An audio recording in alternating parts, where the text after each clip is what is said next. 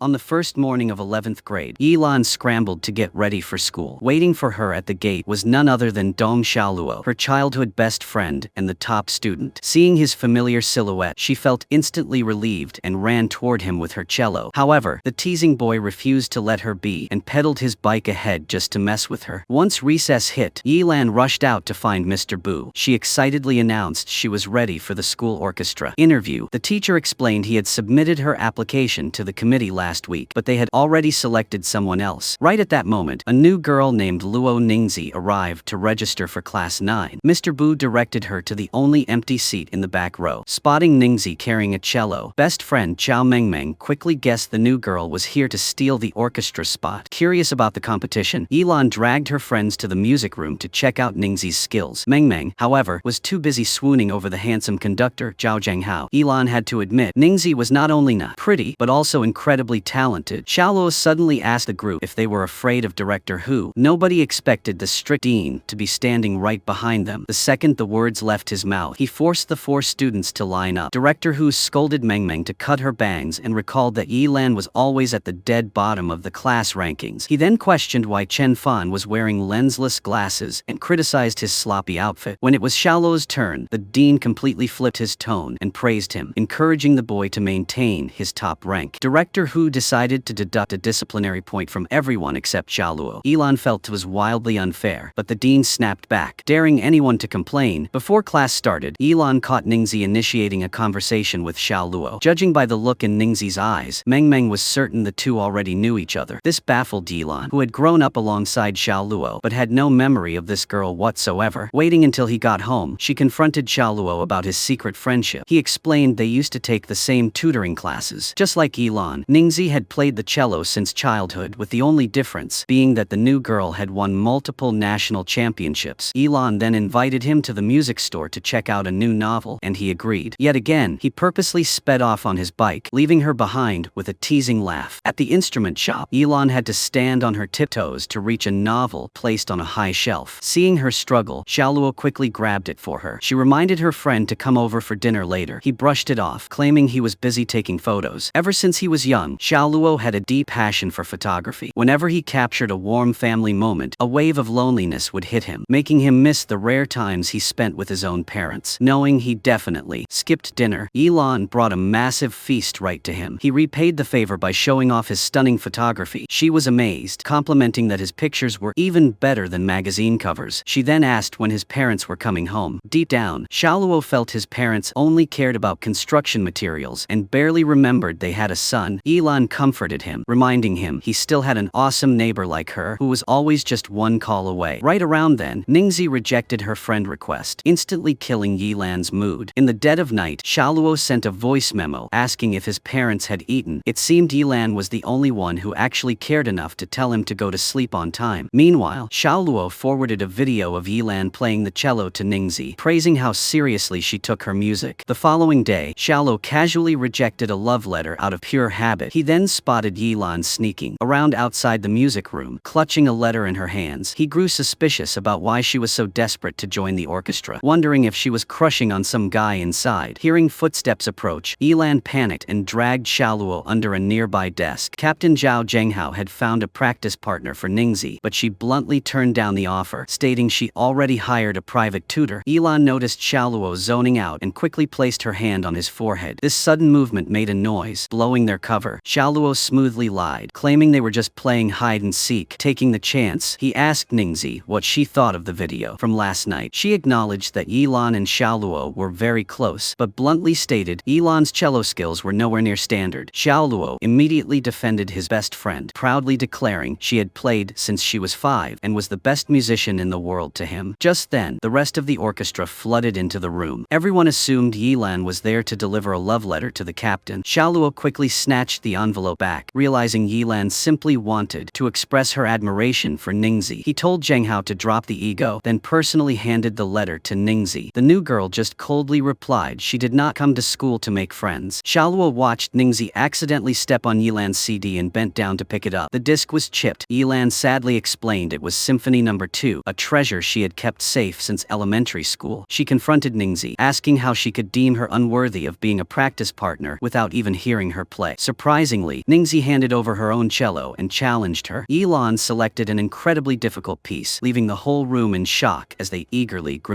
awaited the performance. She carefully adjusted the bow and warmed up before diving into the first notes. Unfortunately, the sound was horribly out of tune, making even Yilan freeze in her tracks. Feeling secondhand embarrassment, Xiaoluo quietly slipped away while nobody was looking. In just half an hour, her disastrous performance became the ultimate laughingstock of the entire school. Trying to get some payback for his best friend, Xiaoluo purposely bumped into Zheng Hao so Chen Fan could swipe his soda, then stood there mocking the captain. Returning to class and seeing Yilan miserable, Xiaoluo had Chen Fan invite the whole crew out for skewers. Yilan made up an excuse about needing to eat her dad's home cooking. Knowing she was crushed, Xiaoluo followed her and caught her crying from the sheer humiliation. Suddenly, she broke down into loud sobs, prompting him to awkwardly fish a piece of candy out of his pocket to comfort her. Ever since she was little, Yilan would write her wishes on candy wrappers whenever she was sad, hoping everyone would magically forget her embarrassing moments. She desperately asked Xiaoluo if she had any hope left. She cried that she was also 15 and worked incredibly hard, yet could never catch up to Ningxi's level. She openly admitted she was dying of jealousy and just wanted Ningxi to acknowledge her skills and be her friend. Hearing Director Hu calling out, Yilan sniffled and chased after Xiaoluo. During gym class the next day, the students split into groups for a three-legged race. Xiaoluo teamed up with Chen Fan, and thanks to their perfect coordination, they easily took the win. Spotting Ningxi standing alone, Yilan walked over and offered to be her partner so they could both dodge the grueling 800-meter run. Meng had no choice but to cave and pair up with someone else. Yilan enthusiastically coached her new partner, but accidentally caused Ningxi to sprain her ankle. Knowing Yilan felt terrible, Xiaoluo thoughtfully prepared a bottle of anti-swelling oil. Yilan nervously approached to apologize, but Ningxi just coldly pointed out she was stepping on her notebook. Yilan finally snapped when she overheard Ningxi badmouthing her to Xiaoluo. She stormed out and fiercely fired back, declaring that playing poorly right now did not mean she would suck forever. She challenged Ningxi on why she loved the third movement of Symphony No. 2. Ningxi gave a textbook answer, calling it a melancholic melody praised by experts as the most tragic and aesthetic piece in music history. Yilan, however, remembered how musicians played that exact movement right on the battlefield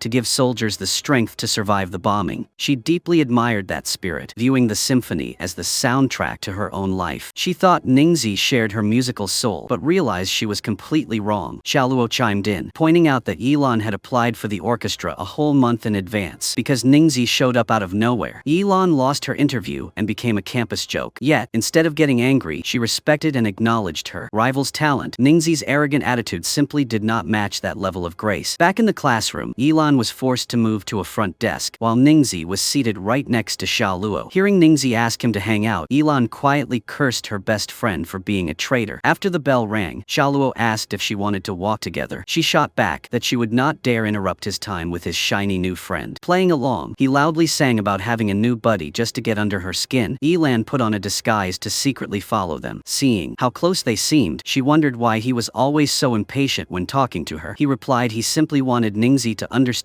exactly how Yilan felt. Catching Ningxi stumbling on her sprained ankle, Xiaoluo caught her right in front of Yilan's hiding spot. Chen Fan happened to walk by and scolded them for ditching him after school. Knowing her cover was blown, Yilan awkwardly pretended she and Meng were just admiring the lake scenery. On the walk home, Xiaoluo tried to gauge if Yilan was actually mad at him. She stubbornly denied it, but absolutely refused to get on the back of his bike. He pushed further, asking if she was really going to keep lying about being upset. She demanded to know when exactly he got so chummy with Ningxi. He deflected, asking if she still wanted to be Ningxi's practice partner. When she spat back that it was none of her business, he immediately pedaled away. The next day at recess, Ningxi proactively called Yilan down to the music room. She marched straight up to Zheng Hao and demanded to know why he canceled the interview. She argued that even if Yilan was destined to lose, she still deserved a fair shot. Zheng Hao brushed it off, claiming he had VIP privileges to recruit whoever he wanted. Yilan fired back that a real captain should listen to his team, explaining that pure nerves caused her to ruin the song last time. Realizing Ningxi was seriously considering quitting the team, Zheng Hao caved and gave Yilan one final chance to audition the following Monday. Watching from a high balcony, Xiaoluo saw a massive smile light up Yilan's face and finally let out a sigh of relief. Chen Fan noted Xiaoluo was acting a bit strange lately, but Xiaoluo just told his buddy to stop overthinking things. Xiaoluo's parents finally returned home after a massive business trip. Seeing his mom suffering from back pain, he quickly rushed to grab some pain relief patches. Finding the medicine cabinet completely empty, he asked permission to run out to the store. Surprisingly, his dad completely misread the situation. He scolded Xiaoluo for being an ungrateful brat, yelling at him for trying to leave the house the second they got back and for keeping his room looking like a pigsty. Unable to take it anymore, Xiaoluo unleashed all his pent-up frustration. He loudly asked his dad if he had ever actually cared or attended a single parent-teacher conference. He screamed that a parent who did not even know what their kid ate or how they did in school had absolutely zero right to discipline them. This only enraged his dad further, who blasted his son for disrespecting the man who worked himself to the bone to raise him. Xiaoluo stormed out onto the streets. He furiously pedaled his bike up a bridge, letting the freezing winter wind slap his face. He desperately used the biting cold to numb the chaotic mess of emotions swirling in his chest. It was not until he got a text from Yilan inviting him out for fried chicken that a small smile finally broke through. He let the lingering sadness slowly fade away. Waiting at their usual hangout spot, he playfully scolded her for eating his share first. He knew she was just trying to comfort him, and confessed he was entirely used to his dad yelling the moment he walked through the door. Yilan gently rubbed his head until the heavy argument completely slipped from his mind. She told him to always call her whenever he felt down. She begged him not to bottle up his sadness because she would always be right there by his side. Arriving back home, Xiaoluo saw a warm bowl of rice left on the table. He quietly placed a pain patch next to his sleeping mom. Waking up and seeing the medicine, she finally realized her son had been silently caring for them all along. Waiting for Yilan to finish a group project, Xiaoluo noticed she was lugging her cello around. She told him she had to grind hard for the upcoming audition. Over at the music store, Ningi asked Shan to fix her strings. Catching the sound of a cello drifting from a practice room, she opened the door to find Yilan completely lost in the music, playing beautifully without even glancing at the sheet music. The rich melody filled the entire room. Xiaoluo sat quietly in the corner, holding up his camera to capture every artistic moment. Finally, the day to prove herself arrived. Yilan calmly played through every single note, even though barely anyone in the room cared to listen. The moment she finished, Zhang Dao mockingly played a riff on the piano. He ordered his elite members to show off their skills, trying to prove Yilan was stuck at an elementary school level. However, Ningzi stepped up, declaring that Yilan's profound understanding of music made her more than qualified for the orchestra. Knowing the room was full of arrogant prodigies, Yilan decided not to beg for a spot. She purposely tripped right in front of Zhang Hao, but the captain completely ignored her. Disgusted, Ningzi boldly stated that an orchestra filled with stuck-up jerks had no reason to exist anyway. Even while stuck in a wheelchair, Yilan felt incredibly refreshed because she had finally proven she was not a total failure. Catching Zhang Hao blocking Ningzi's path, she frantically urged Meng Meng to wheel her over. She warned Zhang Hao not to try anything stupid, but the captain sneered that the girls had forced his hand. Yilan quickly grabbed onto Ningzi and started screaming at the top of her lungs for help. Luckily, Xiaoluo was just returning from a skewer run and bravely jumped in front of the three girls. Things got intense when Zhang Hao called in a massive squad of backup, forcing Xiaoluo to yell at everyone to run. Meng Meng sprinted off to grab Director Hu to bust the gang of troublemakers. Yilan praised Ningzi, saying that even though she hated making friends, she was incredibly loyal when it counted. Taking the shot, she invited Ningzi to practice together after school. Because Director Hu had dragged both Xiaoluo and Chen Fan into the disciplinary office, Yilan had to roll in and specifically point out Zheng Hao as the ultimate ringleader. Successfully cleared of all charges, Xiaoluo smugly rubbed his victory right in Zheng Hao's face just to piss him off. Taking advantage of the time after school, Luo Ningzi took Yilan to the music room. She meticulously pointed out Yilan's mistakes, showing her exactly how to fix them and pushing her to practice harder. After spending some time under Ningzi's dedicated coaching, Yilan bought some milk candy as a thank you gift. In return, Ningzi gifted Yilan a copy of Symphony No. 2. The two girls shared a soft smile. Their eyes grew gentle, as if in that very moment, a new friendship had quietly begun to bloom. Meanwhile, on the basketball court, Dong Xiaoluo faced off against Zhao Zhenghao to settle their personal grudge. Xiao Mengmeng heard rumors that the two had just fought over a drink at the vending machine and nearly threw punches in the boys' bathroom. Since they could not stop bickering, they decided to settle things like men with a proper basketball game. The match officially tipped off. Xiaoluo swiftly passed the ball to Chen Fan, scoring the first point. However, Zhenghao quickly tied the game. Spotting a teacher walking by, Xiaoluo totally flopped, pretending Zhenghao had fouled him hard. Unexpectedly, Zhenghao's teammates also threw themselves onto the ground. As a result, the teacher punished all four boys. They each had to list 5 of their rivals' good qualities, or else they would have to run 10 laps around the track. Forced to comply, Zheng Hao tightly grabbed Xiaoluo's hand. He grudgingly complimented that Xiaoluo was smart, handsome, and good at basketball, though not as good as him, slightly taller and well-liked by teachers. When it was Xiaoluo's turn, he praised Zheng Hao as a highly responsible and generous guy who never bullied others, rarely lost his temper, and totally deserved to be the orchestra captain. Before letting Zheng Hao go, Xiaoluo sternly warned him to never bully Yilan again. Seeing Zheng Hao raise a fist in mock threat, Xiaoluo let out a fake, dramatic wail. Playing right along, Chen Fan helped his injured best friend walk to the infirmary to get patched up by the nurse. Back in the classroom, Zheng Hao went to get his monthly test results. Yilan glanced at a test paper and was thrilled to see a score of 138. To her horror, she realized she was holding Ningxi's paper. Her actual score was a miserable 48. Rushing to the infirmary, she found Xiaoluo groaning in fake agony, having no idea he was acting. Yilan was horrified to think he actually got beaten up that badly. Spotting a speck of blood on his hand, she frantically searched for antiseptic. Hearing his dramatic cries of pain, she gently encouraged him to endure it just a little longer. He then teased her, claiming it would not hurt anymore if she blew on it. Bending down, Yilan softly blew on his wounded hand. Her warm breath caught him completely off guard, making him flustered as he quickly told her to just put a band-aid on it. Yet, looking at her deeply worried face, Xiaoluo found he could not look away. Right at that moment, Ningxi walked in asking where Chen Fan was. It turned out he had been hiding behind the curtain the entire time, eavesdropping on his friend's overly sweet interaction. Completely embarrassed, Xiaoluo sprinted out of the room, totally forgetting he was supposed to be severely injured. Chen Fan reassured Ningxi not to worry, promising he would handle Zheng Hao if he caused any more trouble. The moment they left, Zheng Hao's lackeys popped out from the very next bed over to check on their captain. Struggling to pedal her bike up a steep hill, Yilan tried her best to carry the heavily injured Xiaoluo home. He offered to get off and help push, but she refused, terrified that her battered friend might fall and get a concussion. However, every time she accidentally leaned close to him, his heart would skip a beat. Finally, to hide his blushing face, he insisted on walking the rest of the way. After helping him into a chair, Yilan rushed to the kitchen to cook dinner, only to find an empty fridge. She grabbed his bank card to go buy some groceries. Later, looking at a plate of burnt food, Xiaoluo felt genuinely sorry for the shrimp. Yilan confidently argued that sometimes ugly food tasted surprisingly good. Mustering all his courage, he took a bite of the tomato and egg stir-fry. To his surprise, it was not half bad. He then faked arm pain to trick her into peeling his shrimp. Seeing right through it, she just shoved a whole shrimp into his mouth, noting that his teeth worked just fine. Suspicious of her sudden kindness, Xiaoluo asked what she was really after. She acted offended, claiming she was just worried about him and calling him heartless. Calling her bluff, Xiaoluo whipped out her 48-point test paper. He sarcastically noted that she only scored a 10 last time, so a 30-point jump was quite the improvement. Dropping the act, Yilan desperately begged him to tutor her for the finals, buttering him up by calling him a natural-born genius and reminding him she was his absolute best friend. From that night on, Yilan went to Xiaoluo's house every single day to study. She grinded through practice tests until 1 in the morning, studying so hard her dad had to beg her to go to sleep. All that effort paid off when she scored a 91 on her mock exam. She admitted Xiaoluo predicted the test questions just as accurately as the teachers themselves. Seeing this, Meng complained that Xiaoluo was playing favorites by only tutoring Yilan. Chen Fan also threw a fit, accusing his buddy of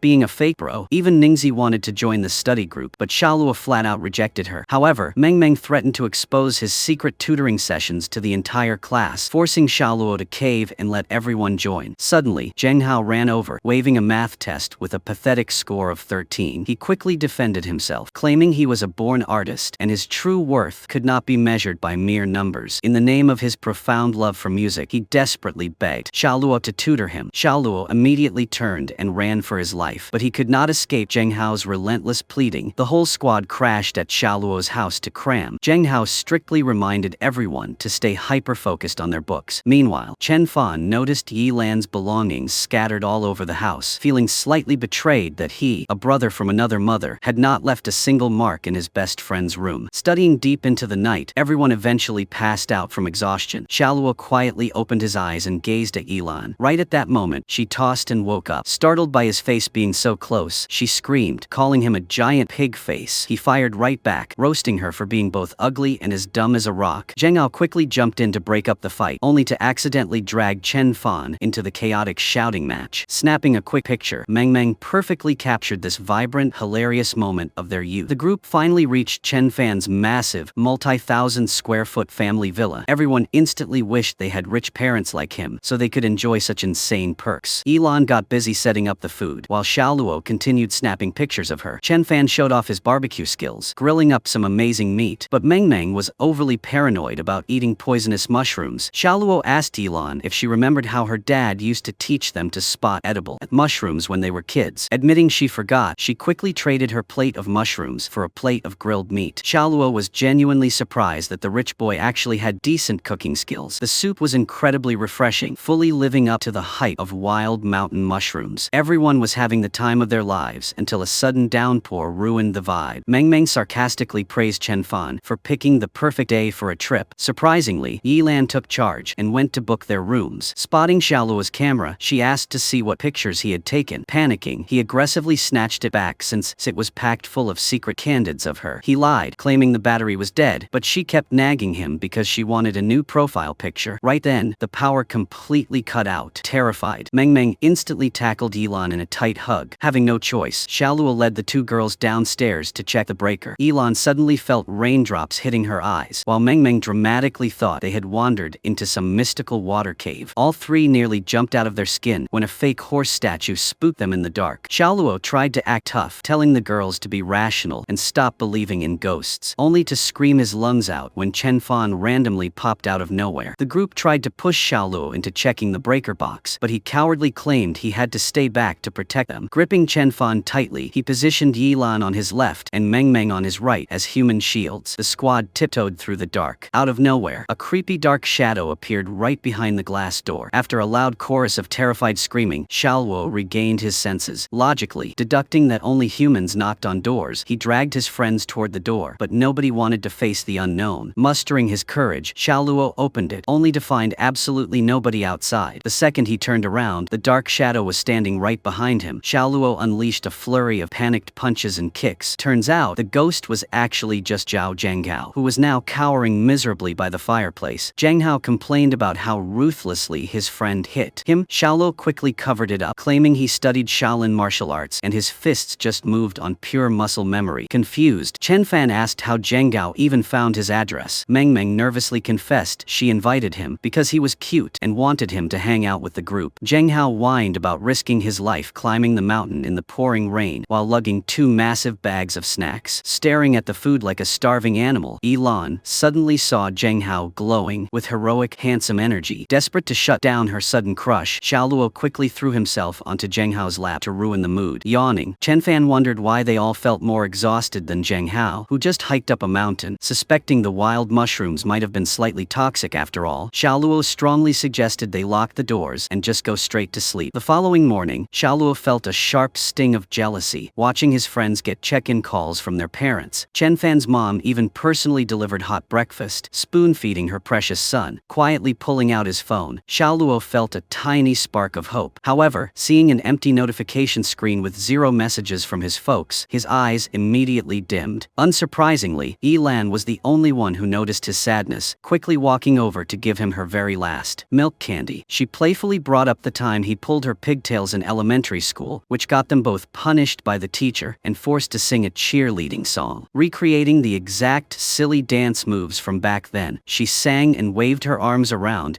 until she finally managed to crack him up. Arriving back home to a totally empty fridge, Xiaoluo was about to order takeout. Just then, Yilan knocked on his door, bringing his absolute favorite soy sauce braised chicken. Thoughtful as ever, she packed an extra container for the fridge, telling him to just heat it up whenever he got hungry later. Guessing she had also secretly pre-peeled his apples like she always did, he specifically took a bite of one first with a smug grin. Waking up extra early the next day, Xiaoluo carefully styled his hair, strapped on a mature-looking watch, and sprayed on some nice cologne. He checked himself out in the mirror one last time before Yilan came downstairs for school. She immediately noticed his try-hard hairspray look, but silently admitted he looked pretty handsome. Playing it cool, Xiaoluo impatiently told her to hop on his bike, warning her to hold on tight so she would not fall off on the bumpy roads. Kicking off their senior year, Mr. Bu told the class it was time to lock in and get serious. He preached that while life is like a math problem with many different solutions, a high schooler's life only has one vital choice, and that is passing the college entrance exam. He urged everyone to give it their absolute all. Once class ended, Chen Fan announced he scored a chance to tour Hainan University. Yilan immediately remembered remembered that was the top cello academy in the entire country. Ningi tagged along for the trip too. Xiaoluo was the only one who originally planned to sit this one out, but no matter how hard he tried, he eventually surrendered to Yilan's relentless begging. Checking out the massive campus sports field, Meng excitedly predicted it would be packed with hot guys during the summer. Nearby, Chen Fan was stressing out because Ningi was barely giving him the time of day. Trying to hype up his bro, Xiaoluo called him a handsome, elite guy with a voice that could melt any girl's heart. Determined to flex his skills for Ningi, Chen Fan set up a mini concert right there on the field. His clear, smooth voice rang out, sounding like the ultimate high school confession. Xiaoluo stood off to the side, playing backup guitar, stealing secret glances at his own leading lady. Watching him play, Yilan wondered when exactly he got so incredibly good at the guitar. Smoothly passing the spotlight back to his best friend, Xiaoluo turned and asked Ningi what she thought of the song. Just one gentle compliment from her was enough to send Chen Fan's heart into overdrive. Dragging Dong Xiaoluo to the music room, Yilan introduced him to Professor Ye Mei. She was a renowned figure in the cello world who had personally trained numerous national champions. Later, Xiaoluo took Yilan up to explore a tea hill. The moment he raised his camera, she struck a pose out of pure habit. The group eventually reached the mountain peak to take in the panoramic view of the university. There, Yilan made up her mind to apply to Hainan University to become Ye Mei's student. Meanwhile, Chen Fan pitched an idea to form a band called Luo Fan, with Xiaoluo playing instruments and himself as the lead singer. Yilan roasted the name for being incredibly cheesy, but she still supported her friends in chasing their dreams. Returning to school meant facing a harsh reality. Yilan heard that Hainan University's admission cutoff last year was a whopping 450 points, and the cello department only accepted a mere 15 students. Zhao Mengmeng firmly believed Yilan was smart and artistically gifted enough to pass the exam. Heading to the music store, Yilan asked Shan if he thought she could make the cut. He advised her to just give it her all, instead of worrying about winning or losing. He then played a recording of a masterpiece performance by his former teacher, who was actually Yilan's late mother. The flawless technique and overwhelming emotion in the music served as a massive boost of motivation, pushing Yilan to become as great as her mom. Just then, Luo Ningzi dropped by the shop to practice with her. Coincidentally, Professor Ye Mei also came in to buy some equipment and happened to hear Ningzi playing. The professor noted that while Ningzi's technique was solid, her notes lacked genuine emotion. Seizing the moment, Yilan chased after the professor to express her desperate wish to become her student. Glancing at Yilan's left hand, Ye Mei sternly reminded her that music was not just a fleeting hobby or a fun game. Back at the store, Yilan grabbed Ningzi's heavily calloused left hand, finally understanding the hidden meaning behind the professor's words. After discussing his son's academic performance with the homeroom teacher, Mr. Dong pressured Xiaoluo to major in finance. Viewing senior year as absolutely critical, he arranged for his wife to stay home and take care of him. However, Xiaoluo felt he could handle himself and told his parents to just keep focusing on making money like they always did. Meanwhile, Yilan announced her plan to apply for the cello program at Hainan University. Acknowledging the hefty tuition, she promised to work part-time to help cover it. Her dad did not care about the money. He simply opposed her studying music. Knowing she was stressed about her college applications, Xiaoluo bought her a popsicle to cheer her up. Yilan vented that her dad constantly belittled music as a dead-end career and always dodged the topic of her pursuing the cello. Xiaoluo asked just how badly she wanted to study music, telling her that if she dreamed about it, she should never give up so easily. She fired back, teasing that a guy who had not even picked his own major had no right to lecture her. She suggested he enter some photography contests or start a social media account, joking that he might blow up overnight. Xiaoluo purposely raised his voice to startle her, but she instantly flared up and yelled back even louder. When the deadline to submit college applications arrived, Xiaoluo still had no clue what he actually wanted to do. Understanding he needed space to think, Yilan simply reminded him that she would always have his back. The next day, he did not show up at her front door to wait for her. He even skipped class, which made her incredibly worried. She secretly called him, but his phone was turned off. In their group chat, Chen Fan texted Xiaoluo to remind him about their gig that night. Sneaking down to the teacher's office, Yilan faked a severe stomachache so she could go home early. Mr. Bu saw right through it, asking if she was just worried about Xiaoluo. He told her he did not have any painkillers, but he did have a special set of study materials prepared exclusively for his most valued student. Shortly after, when Chen Fan faked a sore throat to leave early, Mr. Bu pulled out the exact same line, gifting him a special set of materials for his most valued student. Over at his house, Xiaoluo finally woke up, only to realize his phone had died. died. The second he plugged it in, a flood of worried texts from Yilan poured in. Right then, Chen Fan called. Xiaoluo explained he just overslept and promised he would definitely make it to their performance tonight. Just as he was heading out to meet the band, he saw his dad bringing a tutor to the house. He apologized for sleeping in, but his dad furiously scolded him for making him rush all the way home from work. The tutor gently advised the father not to be so harsh and quickly excused himself. Mr. Dong then loudly demanded to know why Xiaoluo left his college application completely blank. He declared that if his son did not know what to study, he would be forced to major in finance. Xiaoluo shot back, asking if his dad just wanted to turn him into a money-making machine like himself. Seething with anger, he stormed out the door, only to find Yilan waiting for him right outside. Meanwhile, at the bar, the owner had already kicked Chen Fan off the stage. He desperately begged for a little more time so his bandmate could arrive, but the longer he waited, the more obvious it became that Xiaoluo was a no-show. Trailing closely behind Xiaoluo on the street, Yilan complained that his dad was being totally unreasonable. She pointed out that he usually ignored his son, yet now insisted on dictating his entire future. Xiaoluo urged her to just go home and stop worrying about. She snapped back that his absence had kept her anxious all day long. He then asked if she could handle living under someone else's expectations forever. She softly replied that simply being alive was meaningful enough. Looking him in the eyes, she confessed that his existence meant everything to her, calling him the greatest reward in her life. She promised she would never leave his side. Deeply moved, Xiaoluo asked why she always treated him so specially. She swore to treat him well forever, promising that even 100 years from now, nothing would change. Suddenly remembering the gig, Xiaoluo sprinted to the bar. Chen Fan stared at him with sheer disappointment, blaming him for blowing their big chance and getting them thrown out. Seeing Xiaoluo's seemingly indifferent attitude, he bitterly regretted bringing him into the band. Xiaoluo quickly reminded him that they were seniors in high school. He argued that if he did not actually care about Chen Fan, he never would have wasted his time running all the way there. Later, Yilan showed her dad a detailed cello practice schedule. She explained that even if she failed the art school audition, she still had time to take the regular college entrance exam, solidifying her decision to apply to Hainan University. Her dad sighed, stating that hard work alone could not fix everything. He fully supported her playing as a hobby, but flat out refused to let her turn it into a career. Returning home, Xiaoluo was devastated to find his college application had already been filled out with a finance major. It hit him hard that even until the very last second, his dad never cared about what he actually wanted. The next day, the tension between Xiaoluo and Chen Fan was thick. Looking at it from a guy's perspective, Zheng Hao guessed their fallout was either a stupid misunderstanding, a fight over a drink, or worse, one of them had secretly caught feelings for the other. Yilan suddenly came up with a brilliant plan to patch things up. Once everyone was in the classroom, she organized a game of rock, paper, scissors and convinced Ningi to join in. As expected, Chen Fan practically begged to play too. When he was about to dish out a physical punishment to Yilan for losing, Xiaoluo stepped in and took the hit for her. Chen Fan smacked him with everything he had, instantly igniting Xiaoluo's competitive streak. The moment Xiaoluo won a round, he literally jumped onto a desk to gain momentum for a massive strike. After suffering through 5 excruciatingly painful losses, the Chen Fan finally won a hand. He was fully prepared to strike back 10 times harder, but the teacher walked in at that exact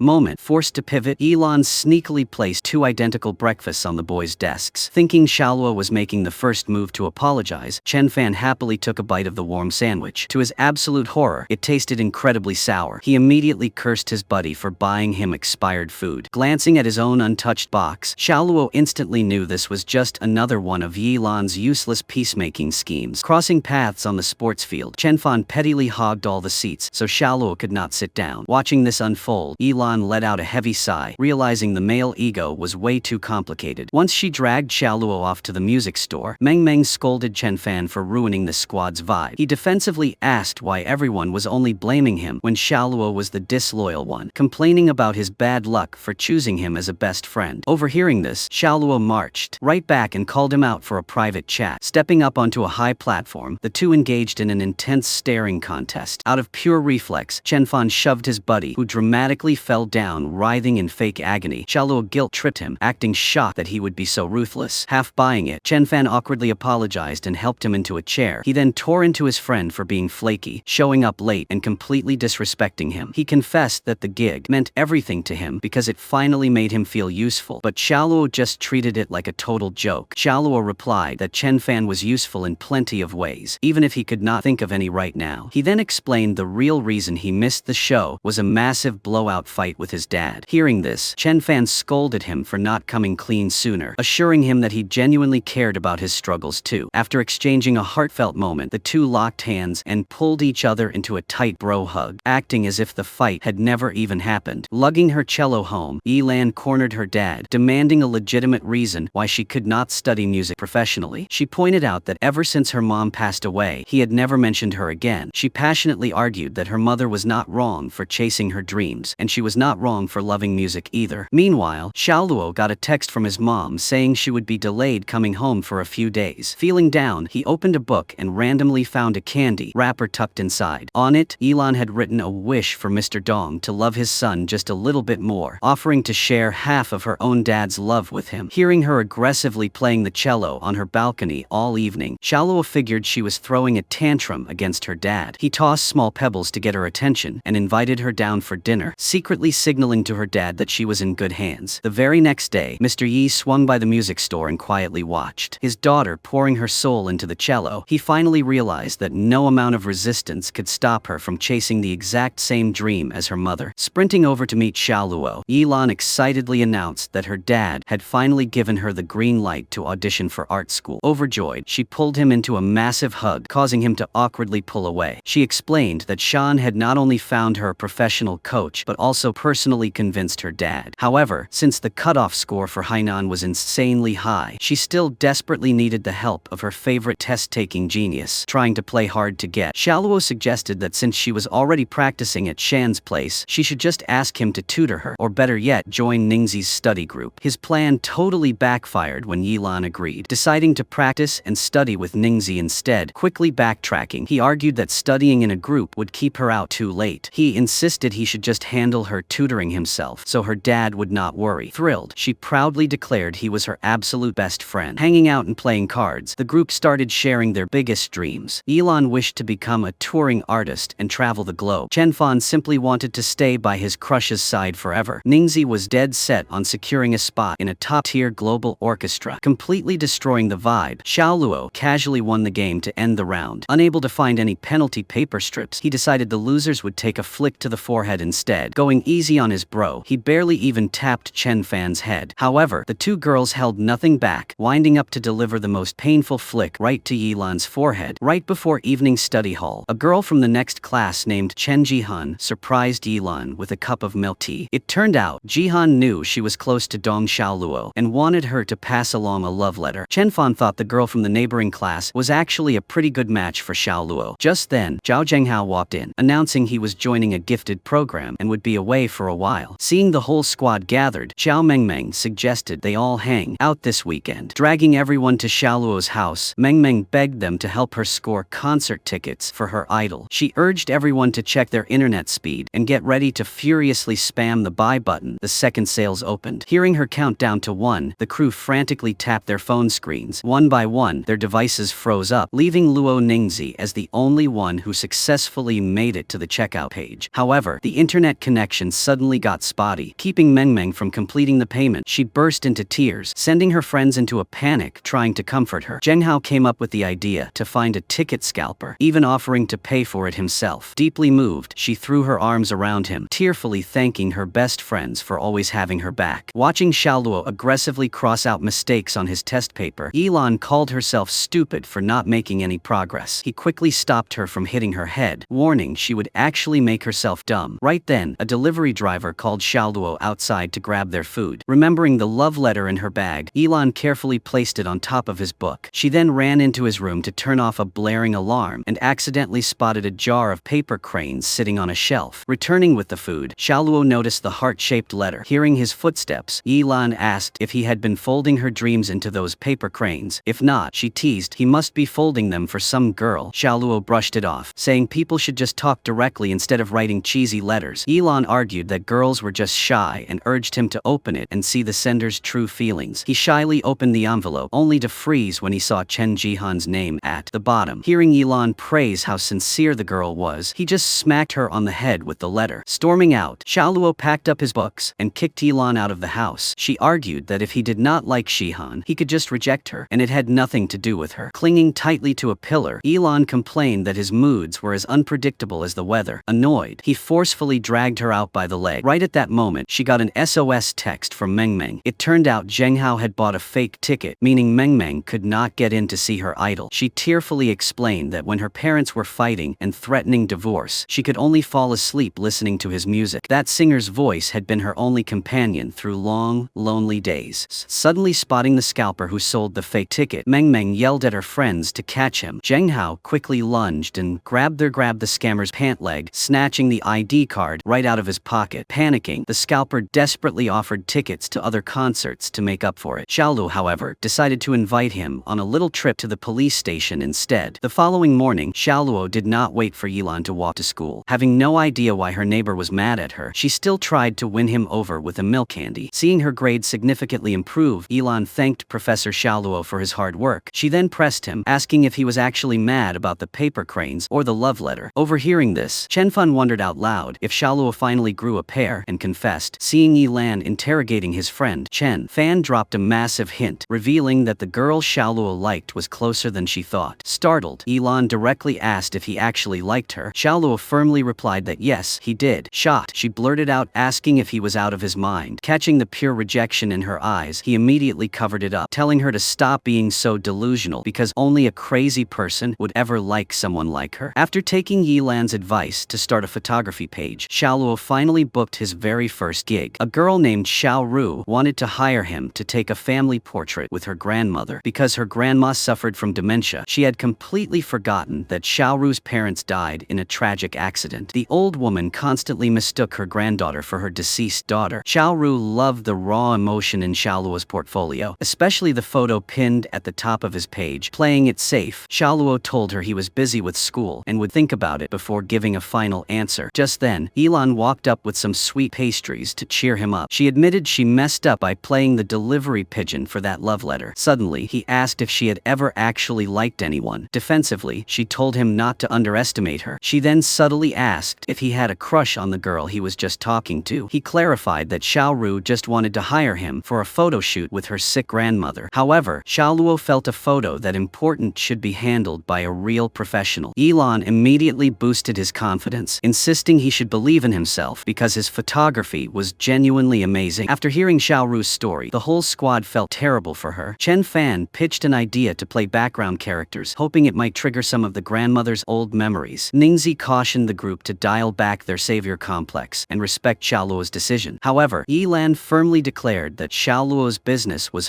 her business. Right after school on Friday, the crew headed to Xiao Ru's old house. Finding the room dark and covered in dust, they rolled up their sleeves and scrubbed the place until it looked exactly like it used to. Chen Fan even brought a wig and some vintage clothes. He figured if the grandma mistook Xiao Ru for her daughter, she would definitely mistake him for her son-in-law. Right on cue, Xiao Ru brought her grandmother home for the photo shoot. Yet, the old woman did not fall for the disguise and angrily scolded Chen Fan for wearing her son-in-law's clothes. Panicking, he quickly introduced himself as a co-worker from Xiao Ru's dad's company. He spun a lie, claiming the dad missed his mother terribly and hired a professional photographer to take a family picture for him. Hearing this, the old woman happily straightened her clothes to take a perfect photo to send to her distant son. A few days later, Xiao Ru reached out to say her grandmother had passed away peacefully. Xiaoluo fondly remembered the time his dad gifted him his very first camera. He finally made up his mind and rewrote his college application, truly knowing what he wanted to do with his life. Watching Yilan study so intensely that she zoned out completely, Xiaoluo pretended to get some dust in his eye. He just wanted to distract her so she would not stress out so much. Unexpectedly, she panicked and leaned in close. She was so close he could feel her warm breath grazing his skin, sending his usually calm heart into absolute overdrive. The next day, the school announced an upcoming anniversary celebration. Yilan excitedly planned a cello duet with Ningzi. However, the second they walked into class, Mr. Bu read a new mandate forcing all seniors to be at school before 6 in the morning. On top of that, the school canceled all extracurriculars and mandated weekend study sessions. Furthermore, top students like Ningzi and Xiao Luo were being temporarily transferred to an elite experimental class for a month. Though the rules were sudden, the school wanted everyone laser-focused on the final stretch and strictly discouraged any romantic relationships. Running to meet Yilan, in a sudden downpour, Xiao Luo overheard Director Hu cracking down on boys and girls walking together. He quickly shielded Yilan, popping open his umbrella to block the dean's view. Pulling his jacket over her shoulders, the two sprinted home through the blinding rain. Stopping Passing by the music store, Xiaoluo urged her to dry her hair before she caught a cold. Glancing at the experimental class's brutally long exam paper, she called out the school's blatant favoritism. Xiaoluo then dropped the news that he had officially applied for the photography program at Hainan University. Yilan was supportive but pointed out his grades could easily get him into a way better school. He smoothly replied that he just wanted to go to the same college as her, joking that he was worried she would get bullied like a helpless chicken. Deeply touched by her best friend, Yilan went out of her way to print a special photo she had taken of him. Looking at it, Xiaoluo remembered that day. He had been so focused on capturing that family portrait that he completely missed her sneaking a picture of him. He softly thanked her. Stopping by to pick up Yilan the next morning, Xiaoluo heard her refusing to go to school. He thought she had a fever, but it turned out she just overslept and did not finish her homework. He told her to turn around while he quickly did the assignment for her. She worried he would be late, but he crushed the whole thing in mere minutes. Arriving at the school gate, they spotted the student monitors strictly searching bags and confiscating items. Xiaoluo quickly grabbed her phone to hold on to it, knowing he could just flash his experimental class status and walk right through untouched. The experimental class gathered the sharpest minds in the school, creating an intense atmosphere totally different from the regular classrooms. Meanwhile, Director Hu posted yet another notice, strictly forbidding boys and girls from walking side by side. Even worse, regular students were officially banned from playing basketball or eating snacks on campus. Ningi was passing out candy to her classmates, completely unaware the strict dean was standing right behind her. During evening study hall, Yilan sneaked out to buy some milk tea. Passing by the elite classroom, she noticed not a single student was slacking off, and the teachers even bought them expensive bubble tea. Chenfan was absolutely certain the school was spoiling the geniuses while just shoving useless facts down the regular students' throats. After a grueling week of waking up before dawn and grinding through evening study halls, the crew finally managed a rare meetup to feast. Yilan felt the school was completely out of line for banning regular classes from the anniversary celebration. She decided they needed to stand up against this blatant unfairness. Regrouping at the music store, the gang chose an original song written by Chen Fan. Yilan tried to recruit extra members from the orchestra, but everyone was terrified of Director Hu. Stepping up, Zheng Hao agreed to help out, though he warned everyone they could face serious disciplinary action. Chen Fan brushed it off, declaring that every revolution needs its pioneers. When the weekend arrived, the squad totally ditched study hall. Mr. Bu was busy tutoring his class when he suddenly heard a heavy drumbeat echoing through the halls. The entire student body rushed outside, completely hyped to watch the surprise performance. Meng Meng propped up a massive sign celebrating Qingmu High School's 75th anniversary. The whole band had dyed their hair in wild, vibrant colors. Ningzi and Yilan played a beautiful, melodic intro to back up Chen Fan's opening speech. He confidently welcomed all the teachers and students, inviting them to witness a truly meaningful moment. He praised the school's academic achievements, but highlighted that their arts programs were also thriving, giving a special shout-out to Captain Zheng Hao's orchestra. He then hyped up the cello duet by their band, Mu Bong. Bathed in the golden afternoon sunlight, the crystal-clear cello notes washed over the entire courtyard. The crowd was absolutely stunned. Nobody expected Yilan to have improved so drastically and play with such maturity. Keeping the energy high, Xiaoluo grabbed the mic to introduce Chen Fan's original track. The song perfectly captured the essence of their youth, raw, passionate, and blazing with energy. It mixed unspoken regrets with the hesitant, fluttering heartbeat of first loves. The courtyard completely erupted as the students chanted the band's name in unison. Following the epic show, the whole crew got dragged right into the teacher's office. Furious, Director Hu wanted to hand out severe punishments to set an example for the rest of the school. Mr. Bu quickly jumped in to defend them, reminding the dean that the college entrance exams were right around the corner. Xiaoluo calmly admitted their stunt was a bit extreme. However, he explained that they just wanted the administration to finally hear the students' voices. They demanded fairness, not blatant discrimination based purely on test scores. Right then, the principal surprisingly walked in and completely agreed with Xiaoluo's stance. After a thorough board meeting, the school officially scrapped the new rules and disbanded the experimental class. Moving forward, every class would receive equal care and resources. Later, Yilan called Xiaoluo downstairs just to show off the thick calluses on her hands. To her, those scars were proof she was one step closer to her dreams. Xiaoluo just sighed and thanked his best friend for dragging him out to stand in the rain. On the day of the art school auditions, Xiaoluo showed up early to pick Yilan up. She had a candy wrapper ready, asking to borrow some of his genius test-taking luck. He instantly grabbed her hand, dramatically transferring all his high-scoring energy to her. Coincidentally, they bumped into Ningzi at the testing center. Surprised, Yilan asked if she was also taking the domestic exam. Ningi confessed that her family ran into some issues, which caused her International Music Academy scholarship to fall through. Yilan promised to keep her secret safe, firmly believing Ningi would shine brightly no matter where she went. Waiting for Ningi to finish her exam, Chen Fan surprised her with a box of chocolates. He told her about a quote he loved, saying he struggled for a long time before deciding to just be himself. He looked right at her and said she was incredibly talented, promising she would always be a star in his eyes, no matter where life took her. Hanging out at the music store to do homework, Yilan casually mentioned she recently started following this amazing photography blog. She pointed out that the cover photo looked suspiciously like her. There were even shots of the breakfast stall, the cafe, and the exact street she walked down every single day. She noted that the photographer pinned a picture of a girl's back right at the top of the page, proving that she was the girl he secretly loved. Just as her phone died, she reached over to borrow Xiaoluo's so she could keep scrolling. He frantically snatched his phone away, immediately making her suspicious that he was hiding something. She lunged forward to grab it, completely throwing his heart into a frenzy. Spotting his ears turning bright red, she was absolutely certain he was keeping a secret from her. During the Lunar New Year holiday, Xiaoluo's parents were busy delivering gifts to business partners. Hiding behind a door, Xiaoluo watched his dad, who was clearly suffering from stomach pain, bowing low to toast some arrogant client. Unable to take it anymore, he stormed into the room and splashed wine all over Boss Guo. Seeing his own parents scramble to wipe the man's pants, he screamed at them, asking if they were blind to the fact that the guy was intentionally humiliating them. To save face with the client, Mr. Dong had no choice but to slap his son. Meanwhile, Yilan was having a New Year Eve dinner with her aunt's family. She excitedly played a cello piece for everyone. However, her aunt quickly criticized her for hitting the wrong notes, openly doubting if she could even get into Hainan University. Stepping outside for some fresh air, Yilan stumbled upon Xiaoluo having a screaming match with his dad. He bitterly accused his father of throwing away his dignity just for a paycheck. Sprinting after Xiaoluo, Yilan tripped and badly sprained her ankle. Crying out in pain, she still managed to ask if he was okay, swearing that she would always take his side no matter what happened. A small laugh escaped Xiaoluo's lips as he quickly helped her sit down on the curb. She told him she heard his dad yelling and gently encouraged him to just cry it out and let it all go. Seeing her wincing in pain, Xiaoluo immediately bolted down the street to find a pharmacy. While waiting for Xiaoluo to return, Yilan quickly headed back to the restaurant to grab her coat. She caught her little brother messing with her cello and rushed over to snatch it back. The two siblings screamed and wrestled with each other, ultimately snapping the cello strings. Devastated, Yilan ran outside and sat crying in the freezing snowy night. Xiaoluo finally came back and hurriedly applied painkillers to her injured ankle. She vented about her strict aunt and her brother ruining her precious cello. Yet despite her sadness, she still remembered to bring him a cup of plum juice and some steamed buns. Just then, little Xuan came out to apologize, promising he would never touch her cello again. Xiaoluo quietly slipped away, leaving the family to share a warm, uninterrupted moment together. Returning home, Mr. Dong apologized to his son for hitting him. He mentioned hearing from Mr. Bu that Xiaoluo had applied for the photography major. The father clarified he never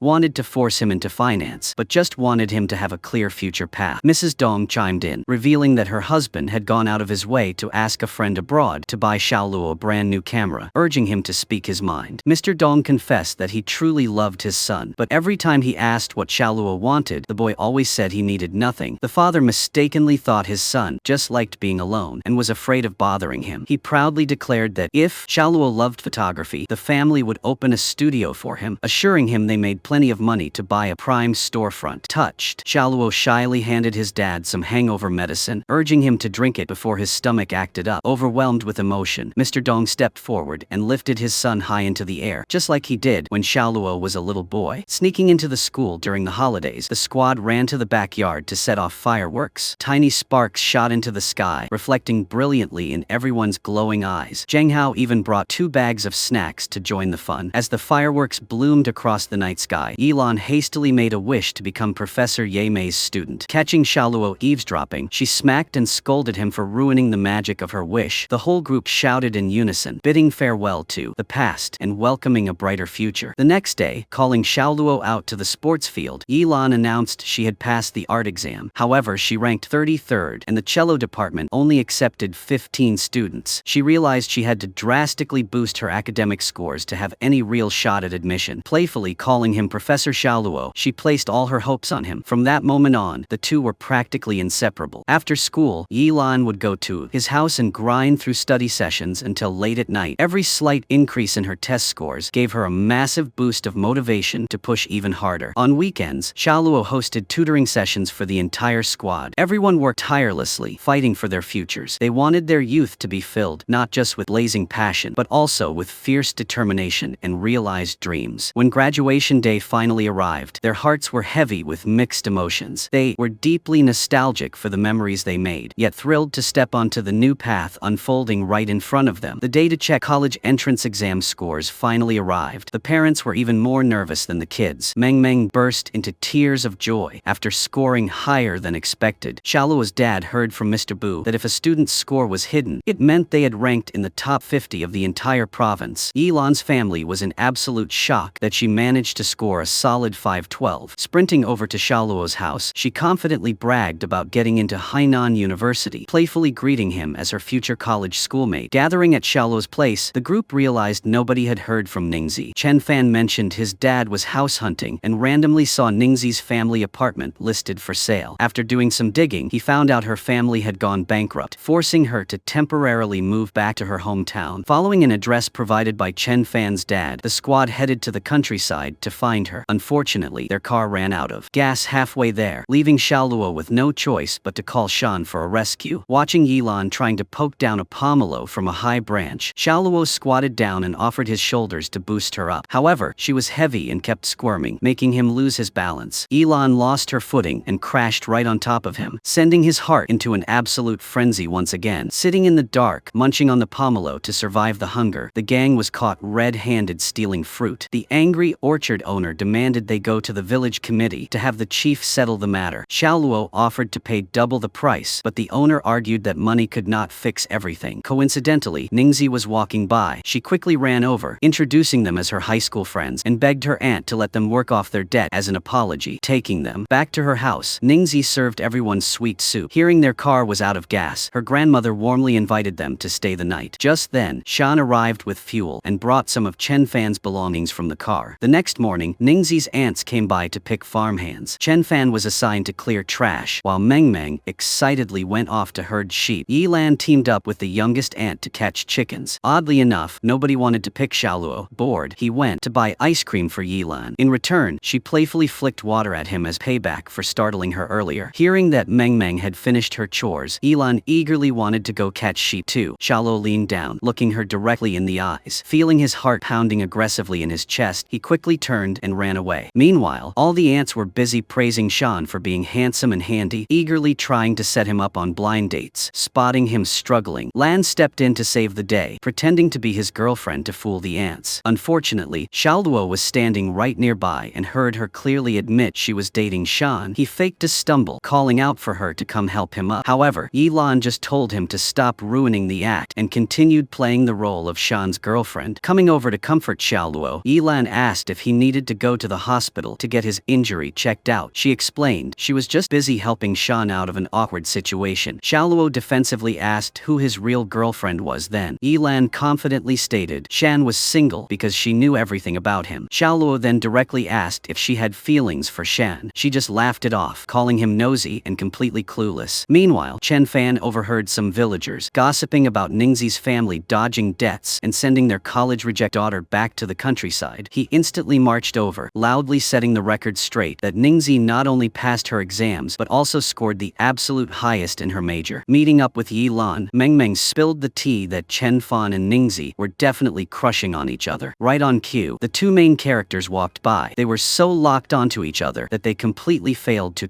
notice their three friends sitting right below them. Xiaoluo tried to grab Chen Fan's attention, teasingly asking if he was on a date. Chen Fan openly confessed his feelings for Ningzi, swearing he would never do anything to hurt her. He even wanted to perform at the village show to help her relatives promote their local produce. Waiting until Ningzi brought her grandmother to watch the show, the Luofan band finally stepped out, requesting to open the event with a folk song. However, the moment the trumpet blared, it was horribly out of tune, leaving the audience staring in pure confusion. Blushing with embarrassment, Chen Fan quickly bowed and retreated backstage. Ultimately, the two boys were completely outclassed by a band of village elders. The moment the elders started singing, they instantly hyped up the crowd, drawing endless applause and turning the stage into an absolute party. Catching Ningzi alone later, Chen Fan was so nervous he could could barely speak, staring up at the sky. He finally gathered the courage to gift her a music note necklace. Ningi hesitated to accept such an expensive gift, urging him to go inside before he caught a cold. He blurted out that he liked her, adding that it was okay if she did not feel the same way, because he just needed to get it off his chest. He desperately wanted to treat her well, finding joy simply in making her happy. He gently asked if she would let him stay by her side forever. Nearby, Xiaoluo helped Yilan light the candles on a birthday cake. Spotting Ningzi holding Chen Fan's hand, they quietly brought the cake over to celebrate her birthday. Chen Fan dropped to one knee, offering the cake as if presenting the sweetest thing in the world to the girl he loved. He wished for her to always be her true self. Deeply moved, Ningzi closed her eyes and made a silent wish. Back at Yilan's place, Meng Meng showed off her tarot reading skills, drawing the Wheel of Fortune card for her best friend. She predicted that Yilan's fated lover was about to appear right in front of her. After enrolling at Hainan University, Xiaoluo immediately joined the photography club, instantly becoming the center of attention among the female students. Chen Fan kicked off his college romance with Ningzi, though she was constantly busy practicing her cello. During every holiday, Chen Fan and Meng Meng would visit their friends at Hainan. Chen Fan heard his girlfriend was doing the opening act for the freshman welcome ball. However, the event strictly required everyone to attend in male-female pairs, making it essentially a massive matchmaking party. Xiaoluo joked, asking if Chen Fan's family failed to mention that students were allowed to invite outsiders. Chen Fan sighed, complaining that Ningzi was so swamped she barely even had time to call him. Finally getting to see his girlfriend, Chen Fan brought her lunch. Ningzi apologized for being so busy lately and formally invited him to be her date to the freshman ball. On the other side of campus, Yilan called Shan for backup. She explained the strict couples-only rule for the ball and wanted to ask him to be her dance partner. Since Xiaoluo was insanely popular, she wanted to avoid becoming the target of every jealous girl in school. Xiaoluo furiously kicked a ball, a clear sign of jealousy that did not get past Meng Meng. She slyly offered to dig up some intel on Yilan's true feelings if he managed to get her an invite to the party. Though he verbally denied caring, Xiaoluo quickly stuck out his hand to seal the deal with Meng Meng. At the freshman welcome ball, Shan showed off his explosive dance moves, getting the entire hall hyped up and grooving to the beat. After the high-energy opening, the lights dimmed and the room grew quiet for Ningzi's solo performance. Her cello echoed with a delicate, profound resonance, creating a world entirely her own. To Chen Fan, she remained exactly as she always was, brilliantly radiant and glowing with a magnetic aura. Suddenly, the host invited Xiaoluo onto the stage for a quick interview. He asked why the top-scoring student in the province chose to stay at Hainan University. A student in the crowd yelled out a guess that he had a girlfriend attending the school. Xiaoluo clarified he was not officially dating anyone yet, but admitted there was indeed someone occupying his heart. When the free dance segment began, an instrumental major named Xiahan confidently approached Chen Fan to chat. He quickly stated he went to a different school and rushed off to ask his girlfriend for a dance. Meanwhile, Xiaoluo noticed Shan stepping outside following Professor Ye Mei, while Meng Meng was locked in a staring contest with an upperclassman named Chen Chen. Wasting no time, Xiaoluo played matchmaker for the two of them, just to secure a chance to dance with Yilan. He stepped close, took her hand, and gently guided her to the rhythm of the music. Their slow steps perfectly synced with the melody, making it feel like they were the only two people left in the world. Beneath the shimmering lights, meeting his intense, focused gaze, Yilan suddenly felt her cheeks burning hot. His look was so deep it made her heart tremble. Long after the party ended, Yilan could not stop thinking about her racing heart. She asked her roommate, Xiao Yi, what it felt like to have a crush on someone. Xiao Yi recalled that when she first met her current boyfriend, her heart also beat wildly out of control. Noticing a sudden downpour, Xiaoluo hurried to bring Yilan an umbrella, but Shan beat him to it. Shan casually mentioned he had some business to take care of, which was why he could not stay for the dance. Just as a loud crack of thunder roared, a terrified Yilan flinched and instinctively leaned into Shan's chest. Hearing her own heart pounding aggressively, she mistakenly convinced herself she had feelings for the man standing right in front of her. Over the weekend, all her dorm mates went out on dates. Yilan hit up the group chat to organize a hangout, but Meng Meng was too busy being in love with her upperclassman. Left with no other options, Yilan dragged Xiaoluo to the music store. Seeing her wearing a short skirt in the freezing weather, he scolded her to change before she scared people away. As expected, the second Shan saw her, he immediately asked if she was freezing. Xiaoluo gently offered her his jacket, but she stubbornly refused, desperate to look as feminine as possible in front of Shan. Annoyed that she could not take her eyes off another guy, Xiaoluo purposely stepped right into her line of sight. He aggressively asked if she dragged him here to study or just to stare at Shan. Watching Xiaoluo carelessly smack Shan in the head with a book, Yilan quickly ordered him to go buy ice cream as an apology. Xiaoluo suddenly recalled how Shan had chased after Professor Ye Mei at the ball. He casually dropped the first poor fact that Miss Ye Mei was still single, instantly catching Shan's attention. Taking advantage of the moment, Xiaoluo urged Yilan to head back to campus and practice for her interview with the professor. Shan completely agreed, telling her to go prepare for her big audition. During the interview, Yilan noticed a candidate behind her writhing in severe stomach pain. She told Ningi to go in first so she could rush the sick student to the infirmary. By the time she returned, she had completely missed her crucial audition slot. She explained the student had acute gastritis and needed an ambulance to the hospital. Yilan anxiously asked if she could reapply next year, but the professor warned her the acceptance rate was incredibly low. On a positive note, Ye Mei praised her playing for being deeply emotional, noting it just lacked a bit of fundamental technique. Heading to the sports field to play ball with Xiaoluo, Yilan vented all her pent-up regret. Despite missing the interview, she was thrilled to have earned a compliment from Professor Ye Mei. She then curiously asked Xiaoluo how he realized he liked that girl from his past. Deflecting, he asked if she was currently crushing on someone. Flustered, Yilan quickly bolted, leaving him standing. They're feeling empty. It seemed her heart was already occupied by someone else. Dragging her to the photo lab later, Xiaoluo asked if Shan ever initiated texts, gave her gifts, or actively sought out alone time with her. When she said no, he bluntly stated Shan likely just saw her as a little sister or a regular friend. Yilan countered, mentioning she read online that liking someone often means getting jealous over them. Changing the subject, Xiaoluo asked if she wanted to learn how to develop photos. He showed her how to carefully place the photo paper into the tray and gently rock it so the developer fluid coated it evenly. Yilan suddenly looked up at him, causing his heart to flutter. Watching her own portrait magically appear on the paper, she praised his amazing photography skills. He softly replied that she was already beautiful to begin with. Those words made Yilan freeze. Her heart hammered so violently it felt like it would burst out of her chest, and she did not dare look him in the eyes again. She jokingly convinced herself she had a cardiovascular issue, since her heart seemed to race around literally everyone. Meanwhile, Chen Fan rolled up in a convertible to see his girlfriend, catching her right as she was hauling bags of second-hand goods to the flea market to sell. He gently told her that if she was struggling, she should just tell him so they could tackle it together. Ningzi admired how capable he was, but quietly requested he stop driving flashy sports cars to her campus. Chatting with Xiaoluo later, Chen Fan admitted he suspected Ningzi did not actually like him. She always claimed she was busy and never shared any personal details with him. Xiaoluo reasoned that going through a massive family tragedy makes it hard to open up about certain things. Walking up to join them, Yilan analyzed that Ningzi had fierce pride, making it incredibly tough for her to accept charity or help. Chen Fan reminisced about how easygoing things used to be before they dated, noting that now he constantly had to walk on eggshells just to keep her happy. Xiaoluo flat out stated the relationship sounded exhausting. Yilan promised to do some digging for Chen Fan once Ningzi finished her cello practice. At the music building, Shan arrived to fix Ye Mei's cello. She questioned if he was really there for the instrument or just to see her. He claimed he had no ulterior motives, yet realized he forgot his repair tools. He said he needed to head back to the shop to grab them, but lingered awkwardly, silently hoping she would come with him. Once they got to the store, he admitted he actually forgot to restock the replacement parts. Suddenly, Ye Mei stepped incredibly close, absolutely certain he still had feelings for her. Her kiss instantly stripped away all of Shan's rationality, letting pure emotion take the wheel as he surrendered to the moment. Unintentionally walking by, Xiaoluo caught the intimate scene and immediately spun around, pushing Yilan back outside. Shan asked Ye Mei if she ever regretted leaving without saying goodbye back then. She abruptly pushed him away, grabbed her coat, and stormed back to campus. Meanwhile, Yilan kept pestering Xiaoluo about what he saw. He just claimed he needed a milk candy to calm his nerves. Just as Ye Mei walked past them, Yilan chased after her to say hello. Taking the opportunity, Xiaoluo sneaked back to confront Shan, asking if he actually liked Yilan. Shan challenged him, asking what answer he was hoping for. Xiaoluo fiercely warned him to stay away from her and stop sending mixed signals that gave her false hope. Shan scoffed, mocking Xiaoluo for not even having the guts to confess, questioning what right he had to protect Yilan. Purposely trying to trigger Xiaoluo's competitive side, Shan started acting noticeably closer to Yilan. He ordered her absolute favorite pastry and even invited her to a movie over the weekend. Exactly as planned, Xiaoluo crashed the party, demanding to tag along. On the walk back to campus, Yilan confronted Xiaoluo, asking if he was actively trying to sabotage her dates. She asked if he was completely blind to the fact that she liked Shan. He fired back, genuinely confused about what she even saw in the guy. She teased that if he was so jealous, she would just drag him along on all her future future dates, promising they could do double dates once he finally bagged his high school crush. Xiaoluo slightly lowered his head, desperately trying to hide the deep sadness and sheer disappointment in his eyes. Seeing his junior looking so miserable, Chen advised Xiaoluo to fake a situationship with another girl to make Yilan jealous. If that failed, he said, Xiaoluo just needed to man up and confess, pointing out that girls absolutely hate indecisive men. Dragging Yilan to the photo lab the next day, Xiaoluo showed her a picture they took together at the freshman ball. She praised the upperclassman's photography skills, saying the photo was definitely worth keeping as a memento. Xiaoluo recalled her once saying he used photography to communicate with the world. He looked at her and confessed that she was his actual way of connecting with the world. Every time he felt down, she was always there to soothe his negative emotions. He finally said it. Clearly he liked her. Yilan froze in her tracks, confused because she thought he had been secretly in love with some other girl since middle school. He softly revealed that the girl had always been her. Flustered and overwhelmed, Yilan bluntly rejected him. However, after that moment, she found herself completely unable to focus on anything. Later, Shan pressured her to spill her true feelings, expecting her to say she liked him. She recounted how he shielded her from the rain with his umbrella, explaining that her heart raced so fast she was certain it was love. Shan asked if she truly understood what love felt like. He suddenly stepped incredibly close to her, and just as he expected, she had zero reaction. Left completely confused, Yilan wondered what true love was actually supposed to feel like. At a high-end restaurant, Ningi joined a trio band to make some extra cash. The bandleader, Tai Yu, proactively introduced her to the famous Dream Orchestra conductor. Meanwhile, Chen Fan had the tough job of comforting his newly heartbroken bro. He congratulated Xiaoluo for finally dropping the coward act and bravely confessing to Yilan. Xiaoluo admitted he always foolishly believed he would stay by her side forever, but now she was slipping away. Chen Fan chuckled, joking that he was the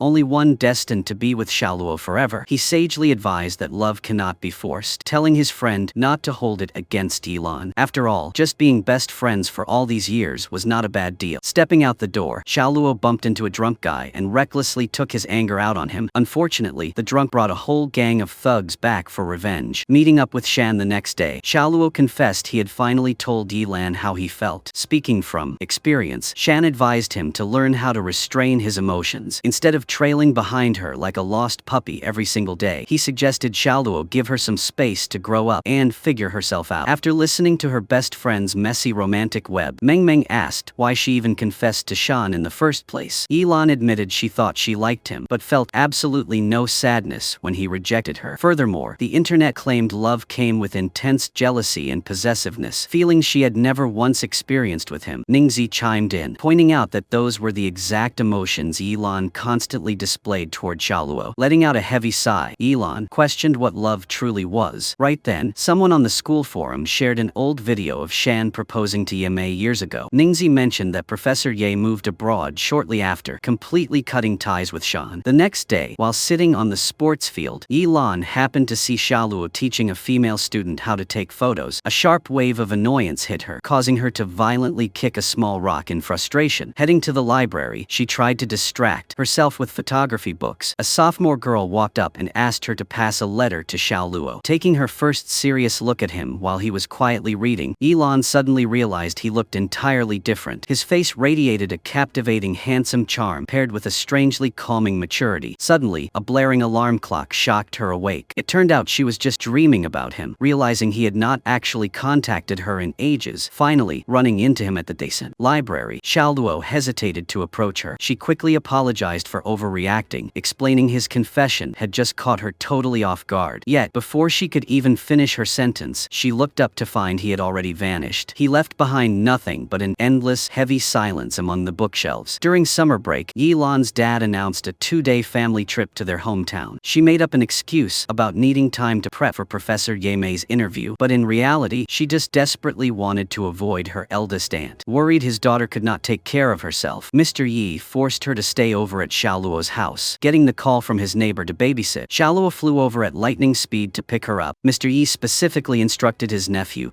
to keep a close eye on her, making sure she did not run off or eat junk food. Shaluo confidently guaranteed that if she did not behave, he would immediately call her dad to drag her back to the countryside. Once her dad left, she told Shaluo to just go home without her. He instantly pulled out his phone, threatening to call her dad right then and there, forcing her to obediently pack her bags and head next door. Seeing her acting overly timid, he reminded her this was hardly her first time crashing at his place. Still on edge, Elon laid down 3 strict ground rules. First, he was absolutely banned from meddling in her personal business. As for the other 2 conditions, she said she would figure them out later. Shaluo generously gave up his bedroom for Yilan so she would not have to awkwardly fight his parents for couch space. Stepping into the incredibly messy room, she felt like a fool for constantly praising him as a neat freak. Catching her looking away, he frantically shoved a photo frame under his blanket. Naturally, Yilan decided she wanted to change the bedsheets right at that exact moment. Panicking, Shaluo dove onto the bed to stop her, accidentally pulling her down right on top of him. She scrambled up instantly, furiously adding her second ground rule: absolutely no physical contact. The second she stepped out, he frantically searched for a better hiding spot for his precious photo frame. Later that evening, the 2 fought over who got to use the bathroom first. Using all her strength, Elon shoved him backward, sending him tumbling onto the bed. He dramatically called his parents, begging them to come home and serve justice. Unluckily for him, they were swamped with a rush order and would not be back for another 2 days. He mockingly asked if she wanted to retreat to the countryside instead. She fired back that she would rather stay and fight him than face her aunt. Just then, her dad called to check in. She quickly rushed to the living room and sat down right next to him. He happily reported to Mr. Yi that she had already inhaled 2 massive bowls of rice, assuring him everything was perfectly fine. Letting out a sigh of relief, she took the chance to ask why he had been avoiding her. He countered, asking if she was not the one who wanted space. She snapped, accusing him of playing the victim, pointing out he confessed to her 1 second and immediately moved on to someone else the next. He softly denied acting like that at all. Not knowing how to keep pressing the issue, she moved away to listen to some music. He placed a bottle of milk next to her and announced he was hitting the shower. Right then, a notification popped up on his tablet. She marched over and demanded to know why he was logged into the account of that famous photography blogger she followed. Caught off guard, he casually took his shirt off and asked if she planned on just standing there, staring at him. Completely flustered, she sprinted out of the room as fast as her legs could carry her, feeling like her heart was about to explode right out of her chest. The next morning, Elon realized she forgot her makeup. Hiding her bare face, she bolted back to her house to completely upgrade her look. She tore through her entire closet, trying on outfit after outfit until she found the absolute perfect look. Returning to his house, she eagerly waited for him to step out and notice her stunning transformation. Using a glass of water as an excuse, Shaluo secretly admired his crush. He gently called her over to eat some freshly toasted bread. Visibly nervous, she could not even bring herself to look him in the eyes. Just then, a female classmate named Man sent a voice memo begging to be his photography assistant. Seeing a golden opportunity to push her buttons, he acted hesitant but ready to accept the offer. Instantly triggered, Elon lunged over and forcefully volunteered to be his unpaid assistant. At the park for the shoot, Shaluo realized his 2 models completely failed to grasp the vibe he wanted. He asked Elon to step in and pose with him to demonstrate natural, romantic poses. Blushing furiously, Elon felt her heart thumping faster and harder against her ribs. During dinner, she kept stealing secret glances at him. Making a move, she invited him to listen to her absolute favorite love song together. His gaze slowly dropped to her bright red lips. He gently reached out, carefully brushing a stray cookie crumb from the corner of her mouth. He asked if she had finally fallen for him. He playfully teased that if she had not, it was fine, because he was not planning on liking her anymore anyway. Acting on pure impulse, she leaned in to plant a quick peck on Shaluo's cheek. Unexpectedly, he turned his head at that exact moment, completely closing the gap, and their lips accidentally brushed against each other. A horrified scream shattered the moment. Mr. Yi lunged forward, ready to beat the daylights out of the kid who dared kiss his precious daughter in broad daylight. Knowing his son was growing up, Mr. Dong was actually pleasantly surprised by Shaluo's choice, noting that Yi Lan was both pretty and energetic. Plus, their families already knew each other perfectly. Anticipating that his furious neighbor would come knocking soon, Mr. Dong told his son to just follow his lead and act on his signals. Meanwhile, Yilan's dad was kicking himself for practically handing his daughter over to the wolf. Hearing that she had never even been on a single date, he furiously marched over to the neighbor's house to confront Shaluo. Mr. Dong tried to calm his old friend down, advising him to stop meddling in the kids' love lives. However, Mr. Yi refused to let his daughter suffer any grievances. Convinced his innocent girl would never initiate a kiss, dress, he loudly accused Xiaoluo of bullying her. Taking full responsibility, Xiaoluo stepped up and confessed that he had actually been harboring a one-sided crush on Yilan this whole time. Hearing this, Mr. Yi immediately slapped a restraining order on Xiaoluo, strictly forbidding him from ever seeing Yilan again. The next day, Mr. Yi called Xiaoluo over for a stern talk. He pointed out that he asked the boy to babysit his daughter, not to make a move on her. Xiaoluo respectfully apologized, explaining he simply liked her a lot and always wanted to be by her side. Raising his voice, Mr. Yi questioned how a kid his age could possibly understand what true love really was. Hearing Xiaoluo chuckle in response, the furious dad ripped off his slipper and literally chased the boy right out of the house. Waiting until Yilan stepped out onto her balcony, Xiaoluo softly asked why she was not answering his texts. She sadly replied that her dad had confiscated her phone. Left with no other way to communicate, Xiaoluo performed a series of goofy hand gestures just to wish her sweet dreams. Early the next morning, before Mr. Yi even woke up, Xiaoluo tried to sneak Yilan's luggage and some breakfast buns over to her. To his dismay, the hyper-vigilant dad caught him red-handed, forcing Xiaoluo to officially knock on the door to return her belongings. He tried to offer the breakfast as a peace offering, but Mr. Yi just coldly slammed the door right in his face. Knowing his neighbor loved to show off in front of his chess buddies, Xiaoluo perfectly timed his next move. He showed up right as Mr. Yi was struggling with his groceries and enthusiastically helped him carry the bags while the other old men watched. He then smoothly presented a box of expensive bird's nest soup, giving Mr. Yi maximum face and making him beam with pride. Later, when Mr. Yi came home from work, he found Xiaoluo had personally cooked a massive feast for them. Hearing her dad stubbornly claim he was not hungry, Yilan secretly grabbed Xiaoluo's hand to encourage him. The next day at the chess club, Xiaoluo gathered his courage and served tea and snacks to Mr. Yi. Just as expected, the proud father happily munched on the treats while bragging to his friends. Striking while the iron was hot, Xiaoluo heavily praised Mr. Yi for raising such a wonderful daughter. In front of the entire crowd, he solemnly swore to always treat her well. The older men were completely won over, agreeing that it was incredibly rare to find a young man as thoughtful and attentive as all. Xiaoluo these days, nodding in approval, Mr. Yi finally caved, sternly reminding Xiaoluo to always love and cherish his daughter. Meanwhile, Ningi discovered her boyfriend was secretly keeping tabs on her jobs. Trailing behind her, Chen Fan desperately apologized, explaining he was just worried, and followed her to the restaurant to make sure she was okay. She firmly told him she desperately needed money. She acknowledged he had more than enough resources to help, but she refused to rely on anyone else. She warned him that if he wanted a clingy girlfriend who was available 24/7, she was simply not the right person for him. Chen Fan pleaded, insisting he did not pity her and genuinely supported her dreams. Seeing her constantly dodge him, he frustratedly asked what he even meant to her. He complained that he waited around every single day like an idiot and did not even know where she lived anymore. After successfully winning over Yilan's dad, Xiaoluo set up a massive surprise for her. He revealed a tree covered in exactly 364 paper cranes, holding the 365th one right in his hand. She instantly remembered her pre-college wish to experience falling in love just once. Looking deeply into her eyes, he asked if she would give him the chance to fulfill that wish together. She softly nodded, shyly calling him her boyfriend for the very first time. He gently teased that since she stole the first kiss the other day, this one would officially count as their first real kiss. Just as he leaned in, Mr. Yi burst out of the house, yelling for his daughter to come inside. Gathering her courage, Yilan officially introduced Xiaoluo as her boyfriend. Making up a lame excuse about not wanting to disturb the neighbors, her dad awkwardly ordered them both to go home. Xiaoluo smoothly reminded his new girlfriend not to forget their date tomorrow, claiming he had to stay behind to clean up all the paper cranes. The next day, seeing his daughter all dolled up for her date with Xiaoluo, Mr. Yi immediately deployed his youngest son as a chaperone. He promised Xuan a brand new toy if he kept a close eye on his sister. While strolling down the street, Yilan curiously asked what couples usually did on dates. Xiaoluo recalled that in movies, couples at least held hands. However, the second he reached for her, Xuan faithfully executed his mission and dragged his sister right back home. Knowing the kid was bribed, Xiaoluo countered by promising to buy him snacks and an early birthday present. When reporting back to his dad, Xuan innocently claimed the two just talked normally. However, the brand new toys buzzing in his bag immediately gave him away, letting Mr. Yi know his son had been successfully counter-bribed. After working together for a while, Taiyu gifted Ningzi a designer handbag as a bonus. He reasoned that she could not just carry her cello case when attending upcoming networking banquets. Hearing her mention a friend from before, he accidentally let Chen Fan's name slip. Forced to come clean, Taiyu admitted Chen Fan was the one who pulled the strings to get her the gig. Not only only that, but the rich kid had actually paid Taiyu with an insanely expensive watch to secure her spot. However, Taiyu genuinely believed a talent like Ningzi never needed backdoor connections to succeed. Confronting Chen Fan, Ningzi asked if he really orchestrated her job. He sheepishly admitted he just wanted to ease her financial burden. She then asked why he even liked her. He instantly replied that he loved everything about her. Ningzi, however, coldly stated that love requires reason and clear direction. She criticized him for acting purely on fleeting impulses, pointing out that because his family sheltered him, he never thought things through. She brutally called him a useless rich kid who only knew how to rely on his parents' money while trying to dictate her life. She finished by saying she absolutely despised people like him. Waiting for his date early the next morning, Xiaoluo was completely mesmerized when his beautiful girlfriend finally arrived. Noting the gorgeous sunny weather, he suggested they take a romantic stroll down the street. However, Yilan insisted they swing by the music store first because she had already agreed to meet Meng Meng. Flabbergasted, he reminded his girlfriend that this was supposed to be their very first official date. Yilan brushed it off, explaining Meng Meng just went through a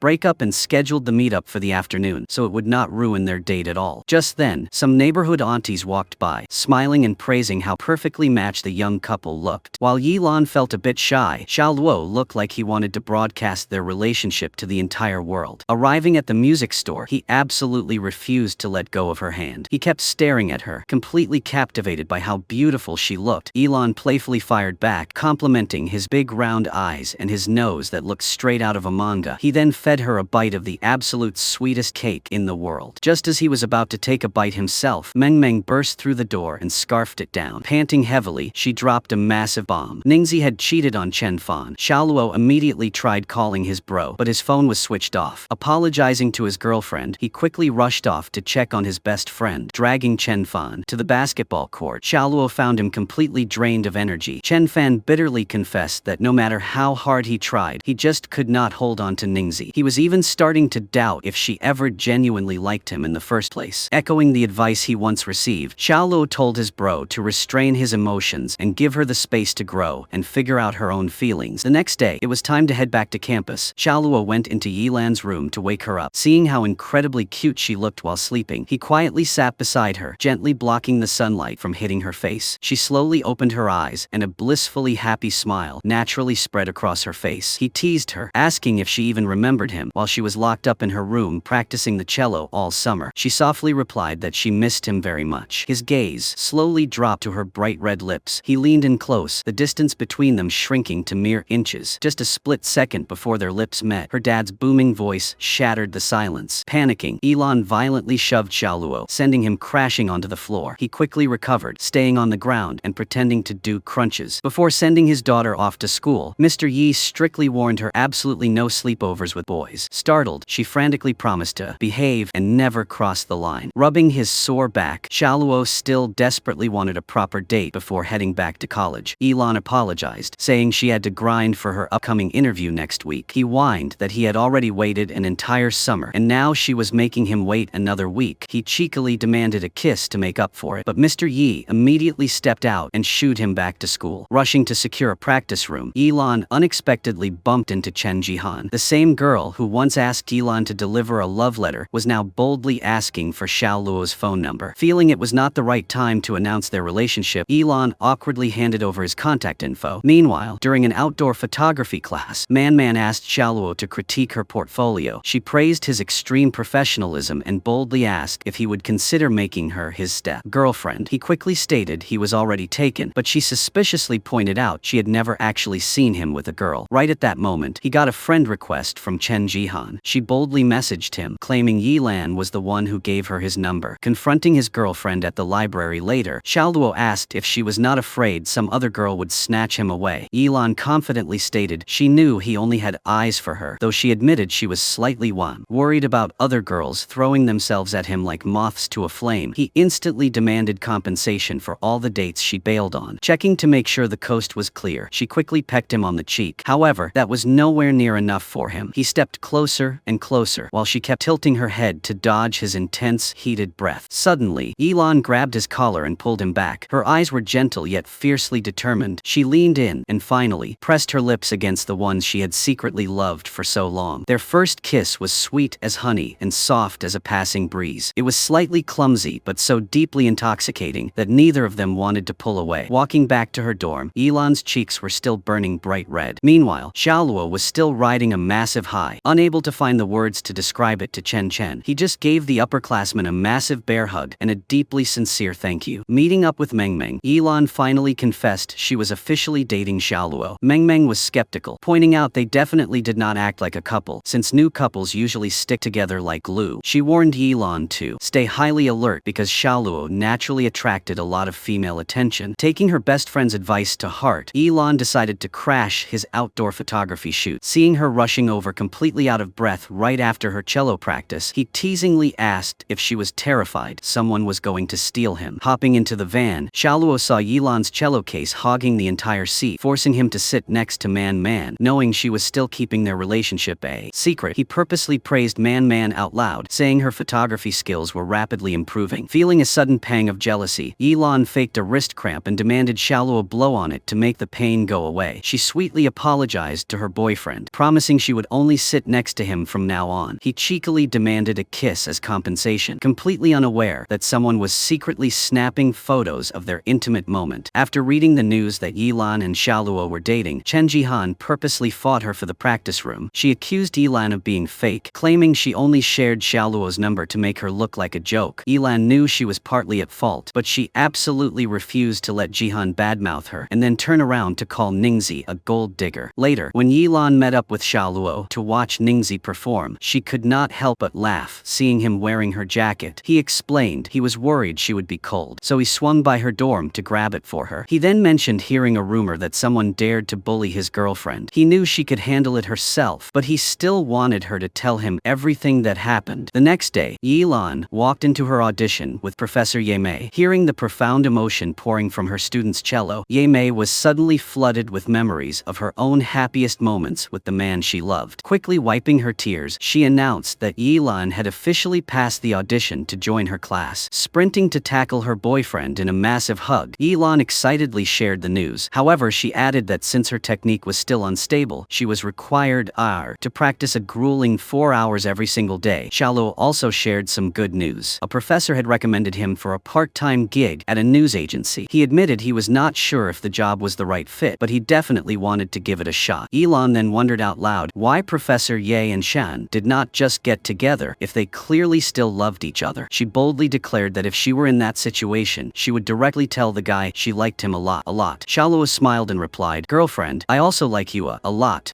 Noticing Yilan's cello playing improving drastically, Professor Ye suggested she consider applying for an exchange student program. She explained that experiencing different musical styles in various places would heavily benefit her future career. Knowing she was not skilled enough yet to compete against the top students, Yilan hesitated. However, Professor Ye believed in her potential, confident that her music could soar even higher. Right then, Ningi asked permission to enter the room. Hearing her constantly mess up her notes, Yemei sharply asked if she had actually been practicing her 4 hours a day. She bluntly warned Ningi that if she only focused on making money and neglected her practice, she would stand absolutely no chance against the competition. Meeting up with Ningi in the library, Yilan suggested they apply for the exchange program together. Ningi shot down the idea, explaining that overseas academies had insanely high standards. She bluntly stated Yilan was not nearly skilled enough and advised her friend not to waste her time and energy. Later, while trying to secure a practice room again, Yilan caught Jihan talking trash about her behind her back. Furious, Yilan kicked the door open and dragged her out into the hall to talk. Jihan sneered, mocking that the two best friends were equally trashy people. She claimed she personally saw Ningi dead drunk and being taken home by some random older guy. Hearing Ningi suddenly slap Jihan across the face, Yilan did not hesitate and jumped right into the fight to back up her friend. Xiaoluo sprinted over to break them up. Demanding to know why Jihan had to speak so maliciously, Yilan told him to step back, firmly stating she would handle this herself. She remembered Jihan had started the drama earlier and had no right to rudely judge others. Stepping up, Ningi challenged Jihan to a duet battle. The loser would have to publicly apologize. Waiting until the girls agreed to the terms, Xiaoluo scooped his girlfriend up and carried her to the infirmary. Finding the doctor out, he gently massaged her bruises himself. He asked if she was mad at Ningi for dragging her into a public music battle. Just as Ningi walked in to check on her, Xiaoluo politely excused himself to go find the doctor. Yilan immediately asked why Ningi suddenly genuinely wanted to duet with her. She asked, "Ningzi, are you afraid I'll surpass you, or are you just trying to prove I'm not worthy to compete with you?" Ningzi softly replied, "Yilan, you always have people supporting you no matter what you do, so you can freely pursue whatever makes you happy. But I'm not like you. I don't even know if I'm playing the cello for myself or for my parents anymore." Yilan looked at her best friend and said, "But Ningzi, I'm incredibly jealous of you. In my eyes, you always shine so brightly, like a perfect role model I want to follow. Whether you're doing it for yourself or someone else, you absolutely deserve to have what you love." The next day, Ningzi proactively approached Yilan to pick their battle piece. They both agreed on the third movement of Symphony No. 2, the exact melody that sparked their beautiful friendship. Catching them walking together, Jihan purposely stirred up trouble, demanding they battle right then and there. She wanted to ensure they had zero time to practice together. To her shock, Yilan and Ningzi played together in absolute, flawless harmony. Yilan even intentionally threw in a complex, secondary piece, forcing Jihan to show her true skill level. Realizing she was outmatched, Jihan humbly grabbed her sheet music and joined them, turning the fierce battle into a truly beautiful ensemble. Picking up his little champion, Xiaoluo congratulated Yilan for not only winning the battle, but also successfully winning Jihan over. He then happily announced that his first day interning at the news agency was a total success. Deciding to skip practice for the day, Yilan took him out to celebrate. Sitting at an outdoor restaurant, she gave him a gift to celebrate their 100th day together, counting from the day of their accidental first kiss. She presented a matching set of couples journals, explaining that if they ever had something too embarrassing to say out loud, they could write it down and hide the books under the confession tree. Xiaoluo praised the idea, calling it both incredibly romantic and very cinematic. He then suggested that such an epic, milestone moment definitely required a commemorative kiss. Yilan suddenly realized that aside from kissing, they still acted exactly like they did when they were just best friends. Xiaoluo smiled, assuring her they had plenty of time to slowly experience all the different sides of love. Stopping by the music store, Yilan casually mentioned that she attended Professor Ye's class every single day. She noted hearing the professor sigh about how even people deeply in love can still end up breaking up. Unable to wrap her head around it, she asked Shan for his perspective. He posed a hypothetical. What if she had to go abroad, but Xiaoluo refused to go with her? Yilan simply argued that even death separates people, which is just the ultimate long-distance relationship. She asked, "Just because everyone dies eventually, does that mean we shouldn't love at all? If we can't predict the future, shouldn't we just hold on to each other tightly while we're in love right now?" Those words completely scrambled Shan's mind. After years of waiting, he finally managed to arrange a meetup with Yimei. Without a single word of warning, he rushed forward and kissed her. He pleaded, "Yimei, let's get back together," she replied. "Shan Lapway, I start my world tour tomorrow." Without missing a beat, he said, "Yimei, then let's date until the day you don't want to love me anymore." Taking his girlfriend out to stargaze under the full moon, Xiaoluo was disappointed to find the sky completely covered in thick clouds. Yilan playfully punished him by banning him from drinking his milk tea, but he smoothly replied he would rather kiss her anyway. He jokingly asked who in their right mind planned a movie date on a freezing, windy mountain. She teased back, "Boyfriend, wasn't this romantic setup your idea?" Playing along, he said, "Well then, my beautiful lady, please close your eyes and wait for a surprise." Too impatient to wait for his countdown, she turned around to see his 100-day anniversary gift. It turned out he had been secretly observing and meticulously recording every beautiful moment of her from afar. Coincidentally, Ningzi was watching old video clips from their high school days. Seeing how carefree and relaxed her smile used to be, she realized she was genuinely happiest when she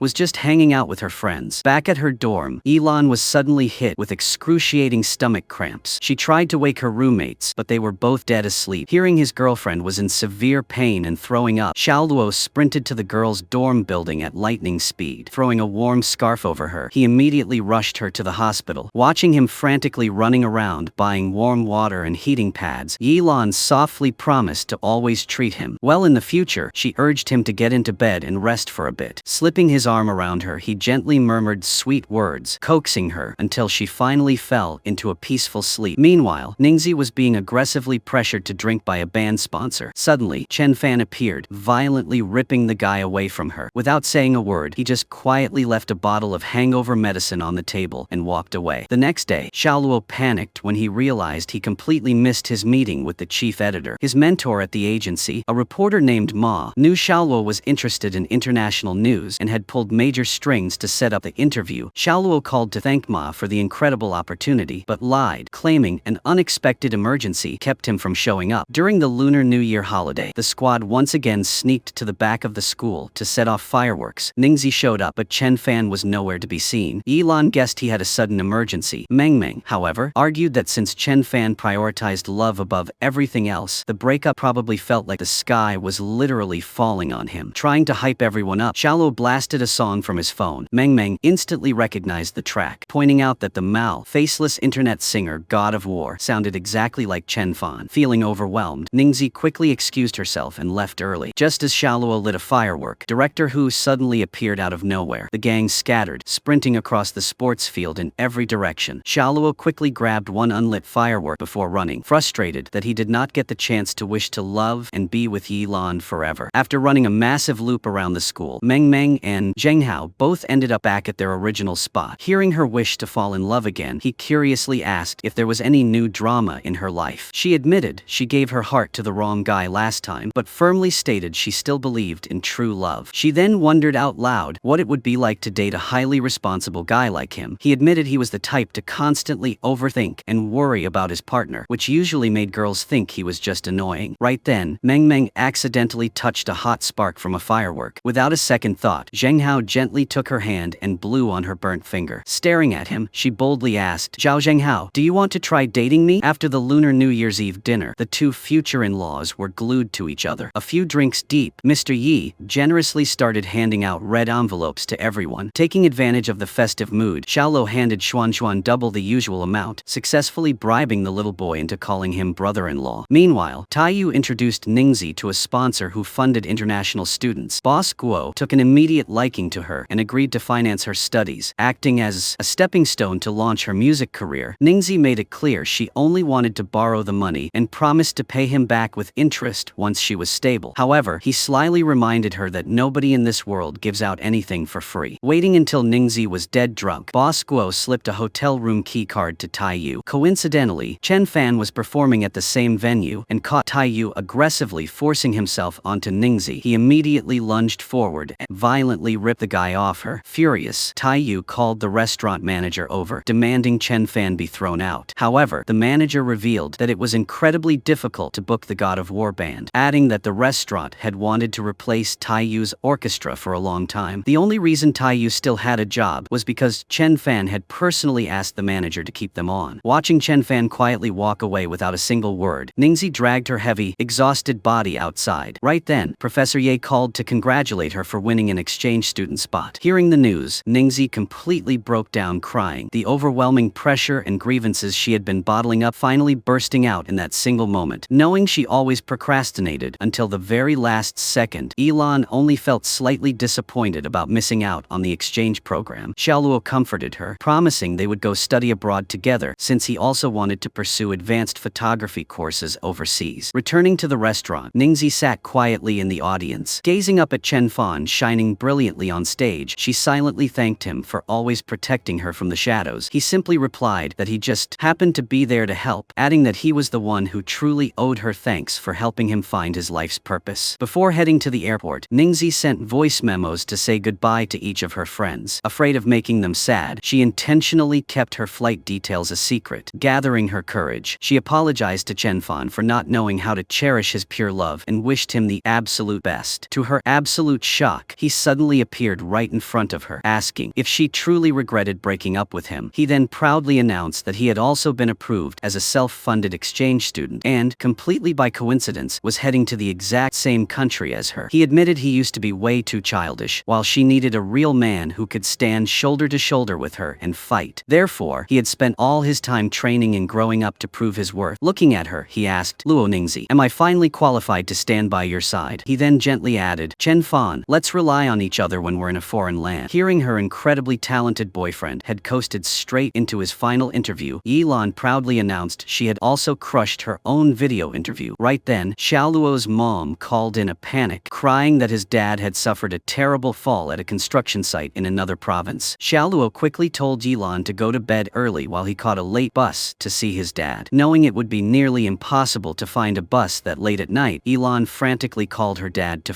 drive them. After waiting anxiously, her aunt finally pulled up to pick the two kids up. Xiaoluo begged Yilan to stay behind and wait for her second-round interview results, but she stubbornly refused, insisting on being there for him when he needed her the most. After a long drive, the car finally reached the out-of-province hospital. Sprinting inside, Xiaoluo found his dad lying completely motionless on a hospital bed. Heartbroken and unable to speak, he immediately ran to find the doctor. Unfortunately, his father's condition was incredibly grim. Seeing her boyfriend refusing to sleep for even a second, Yilan gently walked over to comfort him. Xiaoluo showed her an old family photo, reminiscing about how young and radiant his dad's smile used to be. He softly said, "Yilan, it feels like it's been ages since I last took a picture of my dad. The doctor said he has a massive blood clot in his brain and severe spinal damage. I'm terrified I'll never get the chance again." Staying by the hospital bed, Xiaoluo tightly held his father's heavily calloused hand. He clearly remembered the day his dad gave him his very first camera, telling his son to use it to record every single joy and sorrow in life. His dad had promised that once he got back from his business trip, they would look through every single memory together. Tears falling, Xiaoluo whispered, "But Dad, you haven't even seen them yet." Early the next morning, Xiaoluo was stunned to see his dad's hands slightly twitch. The doctor confirmed the patient had miraculously survived the critical window, and his vital signs were steadily recovering. Relieved, Mr. Dong wiped his wife's tears and urged the two kids to hurry back to school. However, Xiaoluo insisted on taking a leave of absence until his dad was officially discharged. Carrying his dad home on his back, Xiaoluo reported that he was handling the family's materials business perfectly fine. He explained he needed to settle all the breach of contract disputes before he could peacefully return to school. However, a massive crisis struck without warning. The man featured in Xiaoluo's award-winning couple's photo turned out to be married with a child. Xiaoluo recalled capturing the shot because the couple looked so deeply in love. He had even asked the woman for permission to publish it, completely unaware the man had a secret family. Reading the explosive news online, Yilan frantically called her boyfriend. Not wanting her to worry, he lied and claimed reporter Ma was already handling the situation so she could focus entirely on preparing for her study abroad interview. Hiring a lawyer to negotiate with the woman from the photo, Xiaoluo assumed the situation would be resolved smoothly. Unexpectedly, the married man furiously ambushed and viciously beat him. Luckily, the entire assault was captured on security cameras. The next day, lawyer Wang called with good news. The other party had officially dropped their lawsuit. Xiaoluo let out a massive sigh of relief, glad he did not take that beating for nothing. Right then, Yilan texted him, screaming that she just received her official acceptance letter, taking his girlfriend up a mountain to watch the sunset. Xiaoluo congratulated her on finally achieving her dream. She mentioned she preferred sunrises because sunsets, while beautiful, were just too fleeting. Xiaoluo softly disagreed, pointing out that even after the sun goes down, the moonlight still perfectly reflects on the lake. Before leaving the country, Yilan wanted to buy a few packs of milk candy so she could write her wishes on the wrappers. However, the store owner happened to be closed that day, so she told her boyfriend to buy a massive stash and ship it to her overseas. Seeing Yilan off at the airport, her aunt slipped her some emergency cash. Terrified of losing her perfect future daughter-in-law, Mrs. Dong casually dropped the fact that she had already bought a massive centrally located house for her son. Xiaoluo quickly pulled his girlfriend aside, constantly reminding her to make sure she ate 3 full meals a day. Sitting in the car, Mr. Yi grumbled that Xiaoluo was stealing all his fatherly advice. Yilan playfully ordered her boyfriend to text her good morning and good night every single day, report his whereabouts constantly, and, most importantly, keep his distance from other girls. He hooked his pinky with hers, solemnly swearing he would never have a change of heart. Mr. Yi impatiently yelled for his daughter to get in the car, but Xiaoluo begged for just 10 more seconds to hug her. He held onto her tightly, refusing to let go, yet eventually had to stand silently and watch her silhouette slowly fade out of sight. Years later, living abroad, Ningi was finally on the verge of becoming the official lead cellist of her orchestra. Meanwhile, Yilan and Xiaoluo had decided to break up so they could both freely focus on their own careers. Meeting up with her two friends, Yilan heard the devastating news that someone else had completely stolen Ningxi's lead cello spot. Adding to the stress, Chen Fan's parents were relentlessly pressuring him to return home, pointing out he had already spent 4 years blindly following his girlfriend abroad. Changing the subject, Chen Fan asked if Yilan actually needed to completely cut contact with Xiaoluo for an entire year. He pointed out that Xiaoluo's life was not easy either, constantly hustling for work while his dad was still recovering. Right then, a lively song started blasting through the venue. Trying to lighten the mood, Yilan ran out and dragged Ningxi onto the dance floor. Unfortunately, a random patron tripped and fell right onto Yilan's cello. Having just paid her rent, she now had to magically scrape together another 30,000 yuan for repairs. Knowing Yilan had just quit her part-time job, Ningxi hooked her up with a quick 3-day tour guide gig to make some fast cash. Holding a bouquet of fresh flowers while waiting for her client, Yilan panicked night when she could not reach him. She decided to actively search for him, only to accidentally crash right into Xiaoluo. The sudden impact made her freeze, her heart instantly hammering wildly in her chest. He casually mentioned he was in town for a 3-day photo shoot, noting that she still lived in the same city. Unable to contact her actual tourist, she awkwardly offered to sublet her booked hotel room to him. He shot back, "Elon, what exactly is our relationship right now? Why should I help you?" She pleaded. "Dong Xiaoluo, you can't just watch someone die and not save them." He coldly replied, "Elon, I actually want to tell your dad that his daughter absolutely refuses to contact me." Feeling the sting of his cold shoulder, she sighed. "Dong Xiaoluo, I don't want to fight with you anymore." Hearing him offer 20,000 yuan for her tour guide services, she greedily tried to squeeze another 5,000 out of him. He quickly reminded her she still did not have a driver's license, meaning he would have to be his own chauffeur. After sealing the deal, she aggressively demanded he pay up front. He transferred her 15,000 yuan, jokingly claiming he was worried she would just take the money and run. After trekking up a brutal 10-minute incline just to reach the hotel, Xiaoluo sarcastically thanked Yilan for purposely picking the most remote location possible. Complaining he was starving, he demanded she go buy ingredients and personally cook for him. He claimed he was terrified of getting food poisoning from local restaurants, which would completely ruin his photo shoot schedule. While eating her home-cooked meal, he admired the stunning scenery, admitting that if he had known it was this beautiful, he would have visited much sooner. Later, heading to the repair shop to pick up her cello, Yilan introduced him to her friend and fellow countryman, Mark. Xiaoluo politely thanked the guy for taking care of Yilan recently. He silently marveled at the fact that even halfway across the world, she still somehow managed to get entangled with a music store owner. Hearing Mark invite Yilan out for dinner, Xiaoluo immediately interrupted, demanding she take him to work right that second. While Xiaoluo was hyper-focused on taking photos, Yilan just stood quietly by his side, purposely dragging the shoot out until late at night. He completely ruined her chances of grabbing dinner with another guy. He then casually asked her to grab his card holder from his bag. Surprised, Yilan asked why someone making so much money was still using the beat-up, ragged wallet she gifted him years ago. Snatching it back, he ordered her to carefully put it away, claiming he just wanted to make sure it was still there. Just then, Chen Fan walked by and asked if the two had finally made up. Yilan quickly clarified that she was just working as his tour guide. Xiaoluo mentioned he knew a Michelin-starred restaurant and invited his two friends to grab a bite. Yilan excitedly hopped into the car, only to be totally surprised when he pulled up to a bar where she used to work part-time. Coincidentally, the boss walked by and greeted Xiaoluo, making her wonder how he even knew her old boss. Xiaoluo brushed it off, saying it was a long story and they should just eat first. Once Ningi arrived, Xiaoluo guessed that making a living abroad had not been easy for her. Yilan teased him, saying his mouth always operated in direct opposition to his brain. Ningi did not blame her friend, admitting she did not really want to stay there anyway. Chen Fan urged his girlfriend to think it through carefully, but Xiaoluo suggested they could just go back home and start an orchestra there. Ningi purposely asked Xiaoluo if he was currently seeing anyone. He quickly blurted out that ever since he and Yilan broke up, he had never been on a single date with anyone else. Walking together later, Chen Fan asked Xiaoluo what it felt like to be a famous photographer. Xiaoluo scoffed, claiming he was still broke and reduced to carrying bags for other people. Chen Fan pointed out that Xiaoluo had known Yilan for almost half his life, wondering how they could not just resolve a little conflict. Using the cold weather as an excuse, Yilan hurried off to find a seat in a nearby pub. Once inside the small tavern, Xiaoluo purposely sat right next to her. He threatened to take all the snacks away if she refused to let him sit there. Catching a secret signal from his girlfriend, Chen Fan made an excuse to drag Xiaoluo away to buy more alcohol. Ningzi then gently asked if Yilan wanted to get back together with Xiaoluo. Yilan recalled how, on the exact day of her graduation exam, she still could not reach him. Overwhelmed with anxiety, she completely skipped her exam just to catch the last flight back home. She spent the entire night frantically searching for him, only to find out from his mom that he had gone abroad for a photo shoot. In that moment, she felt like an absolute idiot, constantly worrying and sacrificing everything while he completely cut contact for over 10 days. Because of that, she decided she needed to walk away from him to finally find herself again. Meanwhile, Chen Fan demanded to know where Xiaoluo actually went. That made Yilan ditch her graduation exam and fly straight home. Xiaoluo explained he was shooting up in the snowy mountains and completely lost cell service. Chen Fan scolded his buddy, asking why he did not just use his mouth to give her a heads up beforehand. Looking defeated, Xiaoluo asked if he still had any chance of loving her again. Speaking from his own experience of starting over in love, Chen Fan firmly advised his friend to absolutely avoid doing anything impulsive. The following day, Yilan visited a photography exhibition titled The Blue Music World. world. Surrounded by countless artistic frames, she suddenly stopped dead in her tracks in front of a heartbreakingly familiar photo. In that single moment, all the happy memories of being by his side flooded back like a silent tidal wave, completely washing over her heart. Sometime later, Mr. Yi was happily sweeping the yard, getting ready to welcome his daughter back home. Knowing the older man loved his morning sword exercises, Xiaoluo went out of his way to track down a limited edition sword for him. Right then, Yilan arrived and pulled her dad into a massive hug. Mark had also returned to the country and conveniently dropped her off at home. Mr. Yi urged his son to hurry inside before he caught a cold and casually invited Xiaoluo over for dinner later. Waiting until Yilan stepped out onto her balcony, Xiaoluo purposely started lifting weights right in front of her. He bragged that he did not feel the cold because he worked out every single day and was incredibly fit. Noticing Xiaoluo constantly peeking out into the alley, Mr. Yi told his daughter to go take a walk in the park. He knew Xiaoluo loved her deeply and offered to help smooth things out if they hit a rough patch. Bringing some grilled meat out to his sister, Xuan gossiped that their neighbor, Mrs. Wang, came over every single day trying to set Xiaoluo up on blind dates. The little boy urged his sister to lock Xiaoluo down fast so he could score his future brother-in-law's old camera. Just as Xiaoluo walked up to find her, Xuan immediately bolted, making room for him. Xiaoluo asked how she planned to explain their relationship status when the whole squad reunited the day after tomorrow. He teasingly asked if she already had a new boyfriend. Flustered, she quickly avoided his deeply affectionate gaze, warning him not to look at her like that in case people got the wrong idea. Ignoring her, Xiaoluo casually leaned in and took a bite of the cumin grilled meat right out of her hand, noting it perfectly matched his spicy cravings. While munching on an apple, Yilan noticed her dad calling Xiaoluo over to fix a light bulb, while her little brother begged him for math tutoring. Waiting until dinner, she finally spoke up, telling her family they needed to stop relying on him so much. Mr. Yi scolded her, joking that she was not even married yet but was already taking an outsider's side. Right on cue, Xiaoluo walked in, lugging a heavy jug of cooking oil for her aunt. Mr. Yi warmly invited him to eat first and worry about the flower light bulb later. Seeing them act as close as a real family, Yilan pulled Xiaoluo outside for a private chat. She demanded to know what he was actually trying to pull. He replied that while she was out of the country last year, her dad broke his leg trying to change a light bulb himself. Her aunt developed severe tendinitis in her fingers, and Xuan desperately needed a tutor. Just then, Mark called to ask her out. Hearing this, Xiaoluo quickly reminded her not to forget their big group reunion tomorrow. During dinner, Yilan had no choice but to pretend she and Xiaoluo were still totally fine. She was terrified her dad would worry if he found out they had broken up. Mr. Yi reminisced about how, for years, his daughter was abroad and his son was busy with school, leaving Xiaoluo as the only one willing to sit and drink with him. Her aunt specifically toasted Xiaoluo, thanking him for constantly helping their family while Yilan was away. Even Xuan raised a glass of orange juice to thank his future brother-in-law for tutoring him. Xiaoluo was already full of alcohol, but Mr. Yi stood right back up to propose another toast, celebrating his daughter's graduation. Completely hammered, Mr. Yi still managed to order Yilan and Xiaoluo to deliver some pastries to the neighbors. Her aunt guessed her husband just wanted the whole neighborhood to know the kids were still dating. Taking full advantage of the moment, Xiaoluo tightly grabbed Yilan's hand and even boldly called Mr. Yi dad. Heading over to Mr. Li's house, Xiaoluo proudly announced that his father-in-law had made pastries for the neighbors. Mr. Li chuckled, guessing the whole village would be drinking to their wedding soon. Noticing the snow falling heavier, he ducked inside to grab an umbrella for them. Yilan pulled Xiaoluo closer to dodge the falling snowflakes. He did not say a word, just quietly stared at her, trying to soothe the deep ache of missing her. Running into Mrs. Wang next, Yilan quickly handed over the rest of the treats. Hearing Xiaoluo call it a joyous occasion, the older woman enthusiastically wished them an early pregnancy. Running out to the park, Xiaoluo burst out laughing, amazed that everyone completely bought the act. He wondered out loud what would happen if people actually knew they had broken up. He guessed everyone would feel sorry for such a perfect couple. He mused that if she had never studied abroad, or if he had just followed her overseas, they might actually be married by now. Hesitantly stepping forward, he opened his arms and pulled the girl he loved into a tight embrace. He softly asked if they would be incredibly happy right now if they had never split up. But Xiaoluo, there are no what-ifs in this life, she replied softly. She then admitted she had always wanted to ask how he had been doing since their breakup. He confessed he felt sad and was in pain, but he still had to keep on living. Yilan recalled how she used to constantly wonder about the true difference between friendship and love. Yet, even now, neither of them had found the answer. She suggested that instead of suffering, they should just happily live as friends. Letting out a heavy sigh, Xiaoluo held the umbrella over her and walked her home. He promised promised to pick her up at 10 the next morning for their squad reunion. Left with no other choice, he slowly let go of her hand, silently watching her silhouette fade into the falling snow. Arriving at the music store the next day, Yilan threw her arms around her best friend. They chatted non-stop for a while before Meng Meng even noticed Xiaoluo standing there. She explained that since Shan had followed Professor Ye all over the globe, he had handed the store over to her. She put up the capital, while Zheng Hao put in the sweat equity, meaning they had leveled up from just dating to becoming full-blown business partners. Knowing Yilan had invited Mark to check out the shop, Xiaoluo warned Zheng Hao to stay on high alert so he would not lose Meng Meng. He pettily pointed out that the foreign guy had used every trick in the book to try and woo Yilan back in the day. Mark absolutely loved the store's vibe and immediately decided to invest. Zheng Hao quickly stepped up to shake Mark's hand on Meng Meng's behalf, suggesting they discuss the details another day. Hearing Meng Meng whisper that Mark seemed a bit too flirtatious, Yilan quickly cleared the air, revealing he actually had a fiancée. Later, piling into Xiaoluo's car, Zheng Hao complained about the tight legroom. Xiaoluo defensively claimed that all sports cars were built like that. Meng Meng clapped back, recalling that Chen Fan's sports car was incredibly spacious and comfortable. Taking the chance to troll her, Xiaoluo kept pushing her buttons until she threatened to grab Zheng Hao and walk. Reuniting at their old high school, Chen Fan noticed that even though Xiaoluo and Yilan were broken up, they were still attached at the hip. He joked that they should just bite the bullet and get married. She quickly corrected him, claiming Xiaoluo was just acting as her chauffeur. Feeling the biting cold, Xiaoluo softly reminded her to put on her gloves. Chen Fan praised his bro for still looking out for his ex, guessing the feelings were definitely still there. Meng Meng nudged Zheng Hao to take notes, but he awkwardly admitted he forgot to bring gloves entirely. Sharing their wishes for the year, Meng Meng prayed to make a ton of money. Yilan wished for the health and happiness of everyone she loved. Ningi hoped to lead her orchestra and shine brightly on stage. Without missing a beat, Chen Fan wished for everything his wife wanted to come true. Xiaoluo quickly whipped out his phone to snap a perfect wedding-style photo of the couple. Chilling on the sports field later, Meng Meng asked if Yilan had found anyone new. She suggested that if Yilan simply could not fall for anyone else, it was not because she did not want to love, but because it was almost impossible to find someone who matched her better than Xiaoluo. Walking Yilan home, Xiaoluo pointed out that ever since she got back, she had not come over to hang out once. She told him to give her a minute to change, and she would be right over. Just then, his mom asked him to take his dad out for a quick walk. He told her Yilan was coming over soon and asked his mom to tell her to wait for him. During their walk, Mr. Dong could tell his son had been heavily weighed down by his thoughts ever since Yilan returned. He told Xiaoluo not to worry about his parents. He warmly added that if Xiaoluo decided to tie the knot, he already had the betrothal gifts fully prepared to welcome Yilan into their family with absolute pride. Meanwhile, Mrs. Dong welcomed Yilan into the house. Hearing the girl offer to help clean up, she asked Yilan to go organize some cardboard boxes in Xiaoluo's room. It turned out Mrs. Dong had intentionally left a specific box open, revealing Xiaoluo's secret love journal hidden inside. He had meticulously preserved every single memory of her smile, even keeping a copy of her college entrance exam scores. The journal read, "Yilan, you broke up with me. This is the sky I photographed right when I got to the airport. Yilan, I miss you so much. I cannot sleep. I bought wishing fireworks and whispered that I miss you endlessly." Suddenly, a thick stack of plane tickets slipped and fell to the floor. Yilan was absolutely stunned to realize every single destination was the exact city she had been living in. When Xiaoluo finally got home, his mom casually mentioned Yilan was dropping things off in his room. He walked in, only to find his journal and the massive stack of tickets tossed onto his bed. She had left nothing behind but a giant question mark on a piece of paper. Sprinting to the park to find her, Xiaoluo demanded to know what that meant. Yilan furiously asked how many times he had flown overseas without ever bothering to actually see her. He countered, asking why she insisted on breaking up in the first place. She confessed that ever since they started dating, he consumed her every thought. She desperately wanted to be by his side every single day, but she did not want her entire existence to revolve purely around him. She felt the only way to find herself again was to step away. Xiaoluo admitted he did go looking for her. He watched from afar as she lived freely and independently. He was terrified that suddenly showing up would disrupt her rhythm and cause her to lose herself all over again. He tearfully admitted he was paralyzed by the fear that if he begged for her back and she said she just did not love him anymore, he would completely break. Overwhelmed, Yilan suddenly lunged forward and kissed him, asking how he felt. Flustered, he stammered that they were just friends now and asked why she kissed him. She pressed again, demanding to know exactly how that kiss made him feel. He warned her he was giving her one last chance to clarify exactly what their relationship was. Infuriated by his dense hesitation, she stormed off, leaving him standing there in shock, his eyes full of 1,000 unspoken words. Inviting Xiaoluo's family over for a New Year's Eve dinner, Mr. Yi boldly proposed throwing an engagement party for the two kids. Yilan and Xiaoluo both quickly made excuses, claiming they were in no rush. However, Mr. Dong proudly declared he had already secured a house and all the betrothal gifts. Tearing up, Mr. Yi said a father only gets to marry off his daughter once in a lifetime. Suddenly, Xuan dropped a massive bomb, exposing that he saw his future brother-in-law kissing another girl in the park. He added that he asked his sister about it, but she firmly denied it was her. Seeing the perfect opening, Xiaoluo confessed the truth that they had actually broken up. Instantly enraged, Mr. Yi unsheathed his sword, ready to strike down the scumbag who dared play with his daughter's heart. Mr. Dong shouted back, asking if Mr. Yi was trying to send a crippled man straight to his grave. Left with no choice, Yilan finally admitted she was the one who initiated the breakup. Furthermore, she confessed she was the girl he kissed in the park. Her aunt cut straight to the chase, asking if there was any chance they would get back together. Xiaoluo sincerely stated he would completely respect whatever Yilan wanted, politely asking for a moment to speak with her alone. Sneaking over to Xiaoluo's house, Yilan ran out to the balcony to eavesdrop on the adults. Seizing the moment, the highly calculated Xiaoluo instantly closed the gap between them. Flustered, she made an excuse to go back home. He quickly pulled her back, demanding to know exactly why she kissed him in the park. Dong Xiaoluo, because I like you, she finally admitted. He asked, Yilan, what is our relationship right now? Seeing her just give him a quick peck, he demanded a clear, verbal confirmation. Watching her hesitate and try to slip back inside, he waited. Suddenly, she grabbed his hand and softly called him her boyfriend. Completely satisfied, Xiaoluo leaned down and passionately kissed the girl he loved. Welcome back, girlfriend, he whispered. Knowing Yilan had one last public performance lined up, Xiaoluo asked when she was flying back overseas. He practically begged to tag along, swearing he would follow her to the ends of the earth. She smiled, saying she also wanted to travel and take photos with her boyfriend. Hooking their pinkies together, they made a solemn promise to never be apart again. Before leaving the country, Xiaoluo secretly planned the ultimate surprise for the love of his life. Surrounded by all their friends, he said, Yilan, I am sorry for calling everyone here without warning you, but Yilan, thank you for being willing to stay by my side. You are like the warm winter sun illuminating my entire world. You are my monkey king, wielding the golden staff, scattering every dark cloud inside me. As long as I am with you, even if I face 81 tribulations, I will fiercely keep moving forward. You used to ask what the difference was between love and friendship. Back when we were just friends, I shared your joys and sorrows, but now, even when I am sad, I only want to make you happy. So, I decided to spend the rest of my life answering that question for you. Yilan, will you marry me? Tears in her eyes, she replied. Dong Xiaoluo, I say yes 10,000 times over, he laughed. Yilan, then I also agree to marry you, she softly added. Xiaoluo, thank you for always seeing me as the absolute best. Thank you for your endless understanding and your unwavering love. Your presence gives me this massive, unstoppable strength. Xiaoluo, let us stay by each other's side for the rest of our lives. After everything, a love that sprouted in their most innocent, youthful days finally bloomed brilliantly, allowing them to hold hands for the rest of their lives. Here's to wishing that every childhood romance grows up to have the most perfect, beautiful, happy ending.